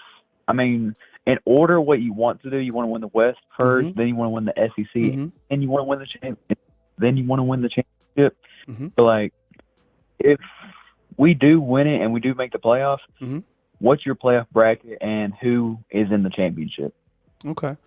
Well, I think that and this is a scenario with Alabama winning. They would probably have to win the SEC to make the playoffs. Let's just say it that way, right? So I would probably say if Alabama is able to run the table the rest of the way, and that includes a victory over Georgia, and let's say that that's Georgia's only loss on the season, and this again is hypothetical. So this is kind of the scenario that I'm working with. Texas going undefeated the rest of the way. So let's give them the number 1 spot. If Alabama was to run the table all the way, well, their only loss would be to the Big 12 champ. So you slot Alabama at number 2, granted that they would beat Georgia. Now, if Georgia is able to run the table and their only loss is to Alabama, then you put Georgia at the 3 spot or at the 4 spot. But let's just put them at 3 because that would be the only loss. And let's put the winner of the Big 10 at the number 4 spot. I think that the ACC, Florida State will probably trip up at some way, and then it will be between Michigan and Ohio State, like it usually seems to be. So let's just say Michigan again. And let's just say that because karma comes back let's say that Lou Holtz comes back and helps Jim Harbaugh coach to beat Ohio State. So let's say in that scenario, it would be Texas versus Michigan with the 1 and the 4. And let's say it would be, that would put Alabama and Georgia at the 2 and 3. I don't think they do that. So reverse that and put Texas versus UGA at the 1 and 4 and put Alabama versus Michigan at the 2 and 3. So that would set up possibly a Texas and Alabama showdown in the title game. So look, it's all hypothetical. I don't even know if that'll happen, but you got to beat Texas A&M. But if Alabama wins out, I think they continue to get – if Alabama beats Texas A&M, they get such strong momentum, and I think they're able to take that over. So we'll see. But I appreciate it, Alex. Thanks for calling in, and please call again next time. All right, thank you. Have a good day. I don't know. I think Texas probably loses. If they beat Oklahoma, they're probably going undefeated. Unless they lose one of those back-end trap games to Texas Tech or Iowa State or in the Big 12 title game. I don't know. What do you guys think? You think they'll be undefeated if they beat Oklahoma? Probably. Michigan and Ohio State, we know one of those teams is going to lose. Georgia, I mean, they look beatable. Playing at Jordan-Hare is tough. If Brock Bowers is on, I mean, man, he's so tough to beat. I don't know. I mean, it's wide open. I definitely don't think that Florida State's going to be there. Do you? Maybe they do. They're going to be the favorite. I guess the rest of the games. I know they play Miami. They play Florida on the back end. Who knows? Okay. We go back to the phone lines and we take 804. We start right now. Hey, good evening. You're on the line with Kyle. How you doing? What's up, man? You're on the line with Kyle Henderson. Who am I on the line with, and where are you calling in from? It's Bragg. I'm calling from Richmond, Virginia. I missed your first name. Sprague. All right, what's up, Sprague? I That's appreciate you calling in, man. What's on your mind? Welcome to the show. Well, man, I think Bama is making great progress. I think each game we're making progress. So let's calm down. I think offensive coordinator just needs a little time. He's new to Bama. He has to learn our whole offense. So we're not moving our offense to him. He has to learn our offense. So I think we're making some improvement there. I see the offensive line is getting better each game. I think the reason we didn't throw it as much against Mississippi State is because of the defense they was running. If you're scouting Alabama, you don't want them to throw the deep ball because we know Milroe can do that. So you have to remember their defense is trying to stop what we do best, and that's throwing it over the top. So they had those 3 safeties to kind of keep us from throwing it deep. So that's why we ran it so much. And then you had those cowbells, and then the center, he keep low snapping, making Milroe have to pull his eyes off the defense. So we have to remember that as well. Milroe is not progressing as fast as we would like because every 5-6 snaps, he got to go down to his shoestring to get the ball. Then he come up, the defense is already moving. I think when Milroe is getting out the pocket, I think he need to get rid of that ball, holding on to the ball and taking sacks, hurting the offensive line. So if we can get rid of that, we can do a couple of more bubble screens and jet sweeps to kind of pull the defense off because we're doing jet sweeps and we're moving the receivers in motion. Now we can kind of see what kind of defense they're playing before pre-snap. I think that I think the punter and the field goal kicker, I think they the MVPs, man. They rock solid, man. The punter has really been doing a great job. Field goal kicker, he's solid. And defense been balling out, you know. Oh, 100%. And those are my thoughts about Yeah, I think that's where we at right now. So each week we're making progress. So just hold on, give Reese a little time. He's new to our offense, and I'm not going to say Bama is too big for him, but remember, this is his first year. Milroe, he only started 5 games. When AJ came in, it took him a little time to get in where he needed to be. And everybody keep talking about Tua, but Tua sat almost the whole freshman year, and then he came in the second half, so Georgia didn't really know what we had.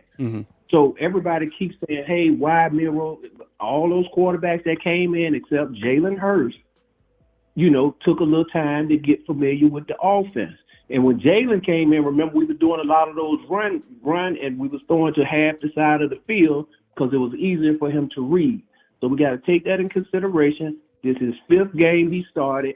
I think he's doing a great job. He didn't force the ball, didn't turn it over. So I think we're moving the right direction. The improvement every week. On the line with, and it's always great to see. On the line with Sprague from Richmond, Virginia. Sorry, I just saw they got a $99 super chat. I appreciate it. That's monumental in the super chat world. So thank you so much, Miss Lisa Lucht. I appreciate the support. On with Sprague from VA talking about Alabama's offense and to be patient with Reese. And I get it both ways, because when you look to kind of the parameters about this team, Jalen Milroe, how many games has he started? Okay, he started against Texas A&M, and he started 4 games this year? He started 5. He started 5 games. So you're right. Like it's still young, and the biggest thing is he is trending upward every single game. And I love the fact, and I said in my bold predictions, I said that he would not throw an interception against Mississippi State. There was a lot of people kind of going back and forth that he's just this turnover machine. He's not. He's an evolving quarterback. And I love that he is cognizant enough to just eat a sack. It sucks. Yeah, people are frustrated, but it's better than throwing an interception.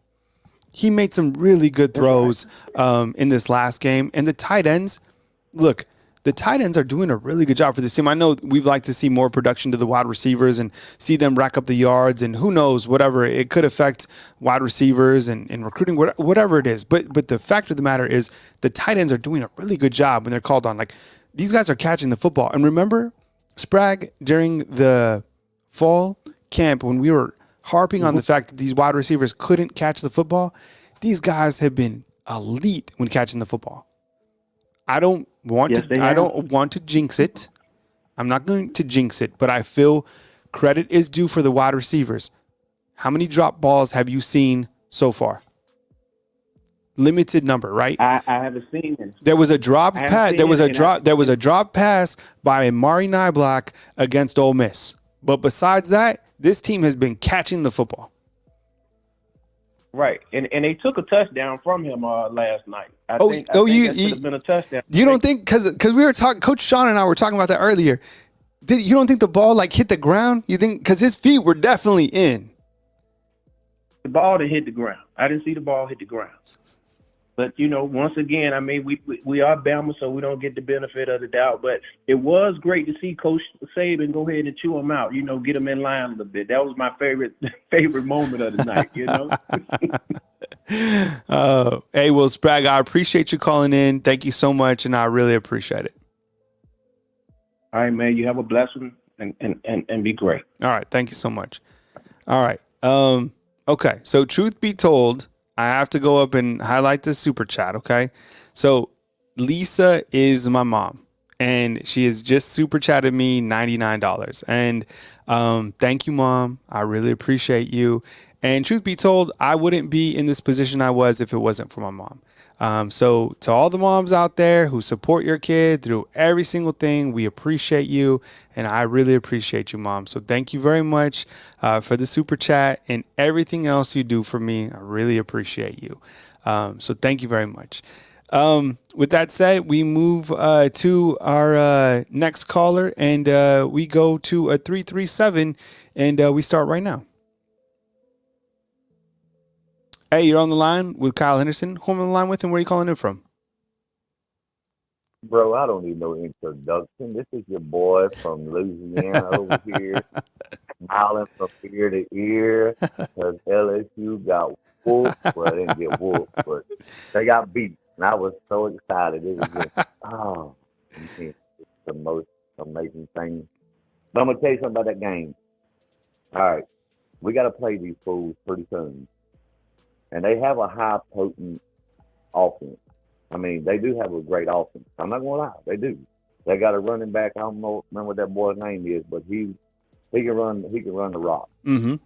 If they have a defense, or the defense gets just as a little bit better than what ours is or close to what ours is, that's going to be a knockdown drag out in Bryant Denny. I'm going to tell you that right now.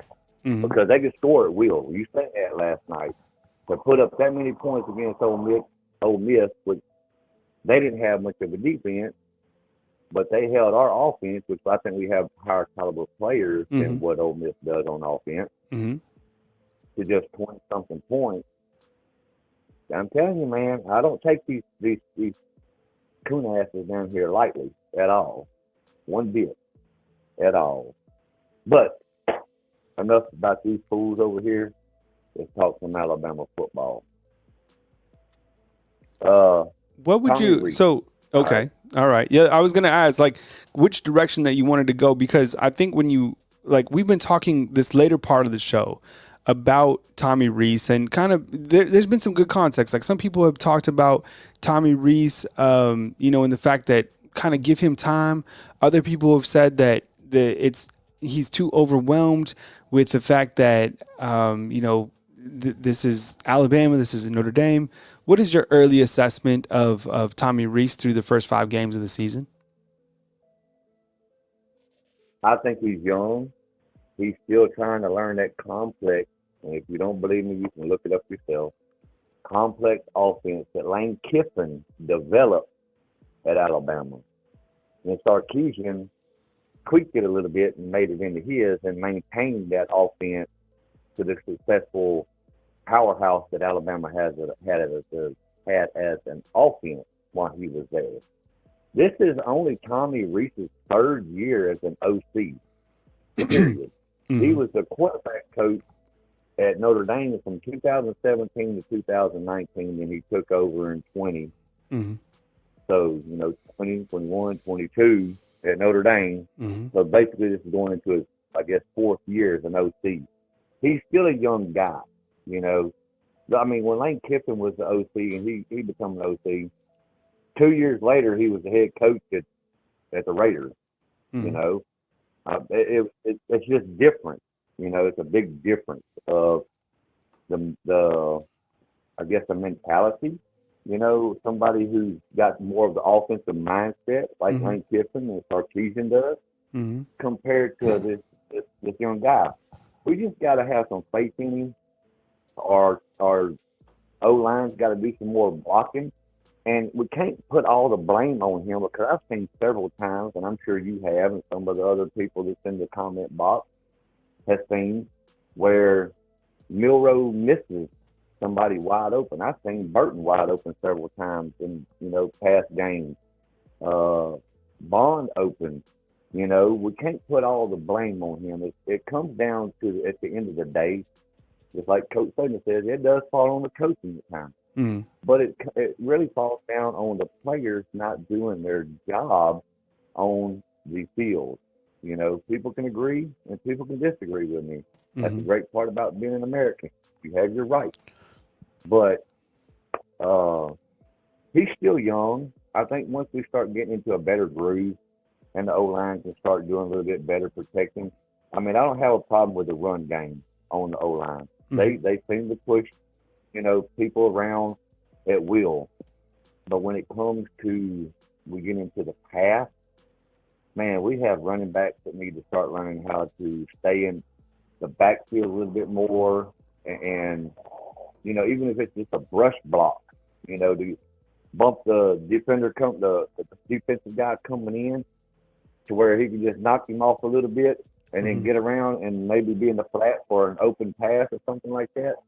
Something's got to give on the O-line defense. I don't have a problem with him whatsoever. The last 6 minutes of the game last night, I guess they forgot that they were still playing, because I think several missed tackles last night, you know. And I mean, I remember back in the day when Coach Saban, we could be up 195 to 3. And if there was still 30 seconds left on that clock and the opposing team had the ball and you didn't tackle somebody or you missed your tackle or whatever, he would throw the headset across the football field almost, or snap it in his hands. I thought he got mad late in the game. Did he get mad? Oh, he did get mad. But I'm just saying it hadn't been that way. Yeah. Okay. Games, I got what you're saying. you All right. know? Yeah. I got what you're saying. When we were ahead, when we're blowing these teams out, which we ain't blew too many out, but the ones we have beat, the game ain't over until it's 0 and you see the referees running off the football field. That's just the way it is. But I'm happy the way Alabama's progressing. They are slowly progressing and getting better. I was very excited last night on I believe it was 3 interceptions we had last night, and 1 for a pick six. That was very promising. One of my downfalls with Alabama right now is special teams. In my opinion, that they're just not. They're doing some stupid stuff, Wait, on special teams? Yeah, I'm talking about like a punt. When the opposing team punts, we've had penalties on holding and stuff like that. And you can clearly see Kool-Aid waving everybody off or whoever. We need to work on the penalty side of the things on special teams, because what if Kool-Aid breaks one for 87 yards or whatever, and the next thing you know, he's down there dancing in the end zone and giving all. Yeah, there has, because it wasn't that there was because this team should have a kick return for a touchdown, wasn't it? Was it Terran Arnold? Yep. And there was a penalty, and then there was something else. There was another weird penalty on. So yeah, some of those little penalties, because I think overall this team has 5 touchdowns that have been taken off the board. By the way, we got the Chiefs and the Jets 20-20 in the fourth quarter. Thanks for the update on that. That's an interesting score, by the way. Starter Kick is saying that the special teams kick coverage was awful. So there you go. So there are some things to point out regarding the special teams. Anything else, David, before I move to my next caller? If you want to do those 5 quick questions for me, I believe it is, and I'll give you my quick answers. Okay, yeah, let's do it. Okay, let me get that graphic ready for you, and let's get this going. Okay, so the first question, you ready? No phone a friend. You're out of your lifelines. Okay, so we will start right now. Okay, so the biggest strength of this team is. The biggest strength as of right now would be the defense. I'm not going to say it's going to be Terry and Arnold or Kool-Aid or whoever. I'm just saying the defense as a whole. Okay. Biggest weakness of this team? O-line, of course, in the passing game as of now. Who is this team's X factor? I'm going to give it to the running back room, period. And watch out for Miss Terry leaving her seat and signing Tommy Reese and putting some knots on his head. Yeah. I think she needs to have a heart-to-heart with Tommy Reese myself. They need to have a one-on-one, because she's the boss, as you can see. 100%. She's the boss. 100%. And the MVP so far this season is? Oh, man. I'll give it to, man, that's a tough one, because I'm big on the running back, but as of right now, I'm going to have to go with Jaden Milroe. He showed maturity, especially whenever he had to set out that one game and come in and started taking control game by game, and the team has gotten behind him, and that's what we need. As a leader, you need to take control and prove to the team around you that I'm the man, and I will do what I got to do for you if you do what you got to do for me. And he's my MVP as of right now. But and he can't do nothing but get better if the team gets better around him, offensively, especially. But anyways, other than that, I'm gonna close mine out. God bless everyone. God bless the United States of America. Roll Tide. Y'all be safe. All right. Roll Tide to you. That's David calling from Louisiana. We got a 631 and a 334. Those will be our final calls of the night. Someone just said, Evram just said that Taylor Swift is in the building. Did you? So everybody has seen it, right? So Taylor Swift is dating Travis Kelce. But did you see when the last game that Taylor Swift went to, they wheeled her out in this popcorn machine? And so, like, people are, like, filming this popcorn machine that is, like, rolling down because, like, you know, she would create, like, such a buzz or whatever. So can you imagine that's your life is, like, you have to get into a popcorn machine to, like, leave a building? Like, do you want that life? I don't know. If I want to be getting into a popcorn machine to be exiting anywhere.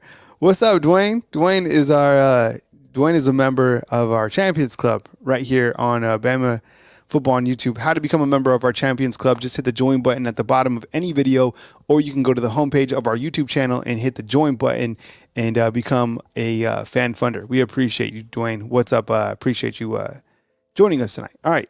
Next call is at 631. Let's start it right now. Hey, thanks for calling in. You're on the line with Kyle Henderson. Who I'm on the line with and where are you calling in from? What's going on, brother? It's Anthony from Long Island, man. How you been? Hey, what's up, Anthony? I appreciate you calling in. We went from Brooklyn. We went to Louisiana. Now we're going up to Long Island, man. So I appreciate you calling in and welcome to the show. Yeah, I appreciate you too, man. Pushing out this good content, giving us the platform to, you know, give our voice and everything like that.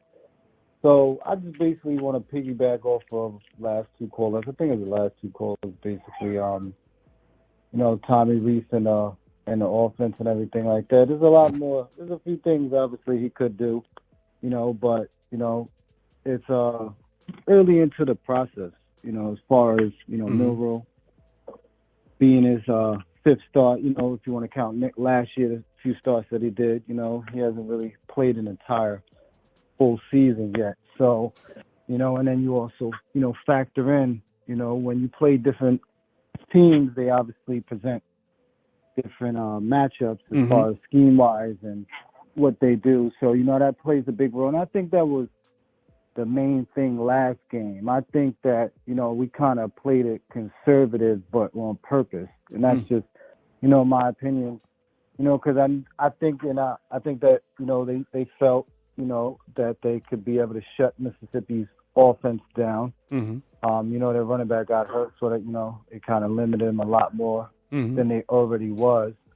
So I think they kind of played it safe last, you know, and knowing that the defense, you know, is playing lights out as they're playing right now, and, you know, Mississippi State offensive line not being what it is, and, you know, our, you know, linebackers and edge rushers, you know, being what they are. So as far as the offense, you know, I mean, obviously, you know, I would want to see, you know, more explosive plays, but I gotta be honest with you, man. I like it, man. It's old school, you know, Alabama football. It takes me back to the early age. You know, a lot of Alabama fans say, you know, when the offense is pumping and putting 40 on the board, you know, all the defense is, you know, we want the defense, you know, back. Where's that old Alabama defense? And now that we, you know, got that old Alabama defense, you know, people asking for pumping 40 on the board. So, you know, they're trying to have it both ways, which obviously would be, you know, nice. But I don't mind it. You know, I don't mind to grind it out, run the ball, you know, which, you know, we haven't experienced and been able to see for the past few years. You know, it's been, you know, just chuck it, you know, which, you know, we were successful at. But, you know, I like Roydell Williams and Chase. I like what they bring to the table. They're both physical. They're both big. They both, you know, can move, you know, for their size, and, you know, and they finish, you know. So, you know, doing that with the offensive line, they can obviously, you know, get better in passing, and that comes with time and stuff. But, you know, I like where we're at right now. You know, Milroe, you know, is what he is. You know, I don't think that, you know, as far as, you know, reading defense, he's not a one-read quarterback. You know, I hear a lot of people saying that he's just a one-read quarterback. But when you really look at, you know, I go back and watch the games, you know, people cut him in half, you know, 30, 45 minutes and stuff. And, you know, I watch the games and, you know, he goes through his progression, sometimes to his default, where I think he should take off. and kind of run. But I think he gets inside of his head a little bit, in my opinion, wanting to, stay back there and really sit in the pocket. When sometimes he should take off, which is a good thing, but not it's a bad thing, but it's also a good thing at the same time, because he shows that mature, and that progression as far as him willing to stand in that pocket, and go through his progressions in his read, and take that hit, which he did with that touchdown. I think it was last week to hell. So it's early. It's early as far as everybody gelling together. It's just like if you go to a new job or stuff like that. You gotta get familiar with how people work and what their strengths and what their weaknesses are. So as far as that, I think it's just giving it time, and we see each week, everybody seems to be progressing as far as the offensive line getting better. Pass blocking, the snaps is obviously get better, because I agree 1,000%. That was probably one of the best points made all night, as far as the snaps being so low, for him have to, go down and get them and then look up, and kind of find where his receivers are and where the defense is. That's a big part, instead of them snaps coming, right where they're supposed to be, and then him be able to react, the time that he needs to react. So I think if they get that, down, sprinkling a little bit more, jet sweeps and, screens and slants. I need some slants, and I need some slants and some halfback screens, If they do that, I like the personnel that he runs. The 12 personnel with the tight end. Yeah. Dupree, I think is that name. CJ Dupree. Yeah, I like it a lot. That's one of their best. Yeah. Go ahead. No, I'm just saying, and I got to move to my next caller in just a second. On with Anthony in Long Island, but it does kind of feel like an old school sense, kind of from the defense, because the defense is just like, take time to enjoy this defense, because they're playing at such a high level. And man, it's been like this. Someone said it earlier in the show. This defense is much better than last year's defense, which is crazy, because you had William Anderson on this team, the number 3 pick in the NFL draft. But this team, the way that they're playing collectively, like someone was like Malachi Moore, Terran Arnold, Kool-Aid, Dallas Turner. Actually who's playing on fire is Tim Keenan. Tim Keenan is playing in the trenches. He has actually the second most quarterback hurries after Dallas Turner. Anthony, I'm going to run to my next caller, but I appreciate you calling in. Take care. I appreciate the points. And you're right. Like, it's early. We're about to go to like this meat of the schedule. This is the meat that we're about to go into. So maybe we come back after that meat and see where things are. But we certainly are about to find out where this team is going into Texas A&M. It's good to hear from you, by the way. So thanks for calling in. All right, brother. Same to you. All right, man. Take it easy. All right, Anthony calling in from Long Island. All right, last caller of the night. It's at 334. Let's start it right now. Hey, thanks for calling in. You're on the line with Kyle Henderson. Who I'm on the line with, and where are you calling in from? This is Hunter from Alabama. Hey, what's up, buddy? I appreciate you calling in. There's a lot to go over. We've talked about the offensive coordinator. We've talked about the success of the defense.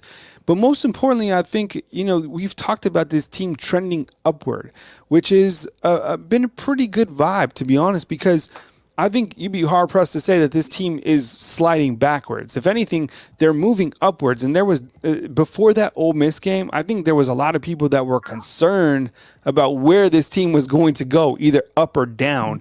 And once they did beat Ole Miss, I think they wanted to see it again. And now putting Mississippi State away, I think it's been relieved a little bit. Not to say that they're, anything is an automatic win in the SEC, but I think people are starting to feel good about the trajectory of the team. So I'm happy that you joined us. What's on your mind, man? Could you turn the background volume down, please? Oh, yeah. Sorry about that.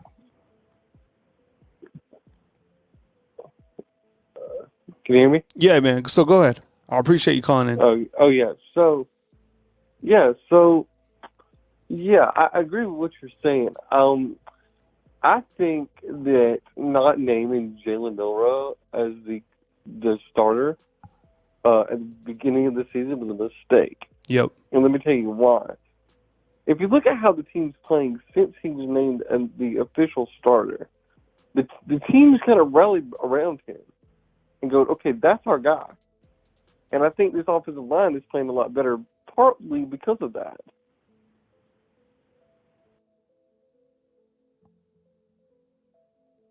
Are you there? Did we lose you? Yeah, can you hear me? Yeah, go ahead. Continue. Yeah, and I think that's part of the reason why they're playing better. Mm-hmm. I think that moving forward, if we don't have the bad snaps and we don't have some of just the mental errors, if we get rid of the mental errors, everybody would talk about this team a little bit different. But it just seems that we shoot ourselves in the foot so much early in games, and we played pretty good in the second half of the last two games. But I don't know what it is about the first half that's just rattling these players. Mm-hmm. I think I have a graphic that shows. I'll look for it real quick and see if I can dig it out, because it does show. Here it is. I found it faster than I thought I could.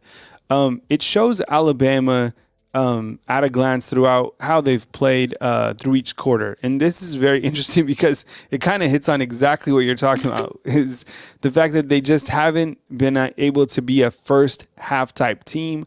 We did kind of see it against Mississippi State, but collectively they haven't. So here are those statistics. Let me bring those up. Check this out. This is interesting.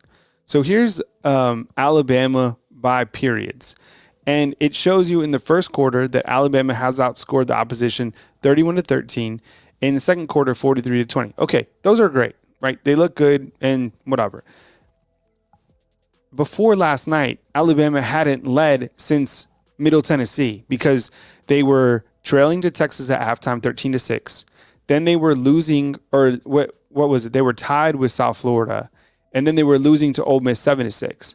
So with it being 45-17 in the third quarter and then 42-21 in the fourth quarter, you see clearly by the numbers that this team has been able to be more of a second half type team. That's why we're continuing to say that, they really haven't played 4 quarters of football. You could maybe say it last night, but still, I think the sky is the limit for this team. Oh, I agree 100% with there. And let me run this by you. Something I've talked to some friends about, and I've said this multiple times throughout this season, is if you were let's say I was to name you the offensive coordinator at Alabama, right? Okay. Wouldn't you go through and go back to the Mike Locksley era, the Steve Sarkisian era, and the Lane Kiffin era, and go, let's pull some ideas from these guys who were very successful in what they did, and then implement some of my stuff and trickle that in. I mean, it sounds like common sense, and I just don't know why Tommy has not done that, and why Bill O'Brien didn't do that. Bill O'Brien didn't do that either. And that's the thing that I was so frustrated with last year, and I was hoping this guy, being a younger guy, that he would not be so stuck in his own system that he can go, okay, I can learn from these other successful Alabama coordinators. And, I mean, that's what I would do. If I was given that task, that's exactly what I would do. Yes, I would still trickle in some of my concepts, and, with the tight end sets and all that. That's fine. I agree with that.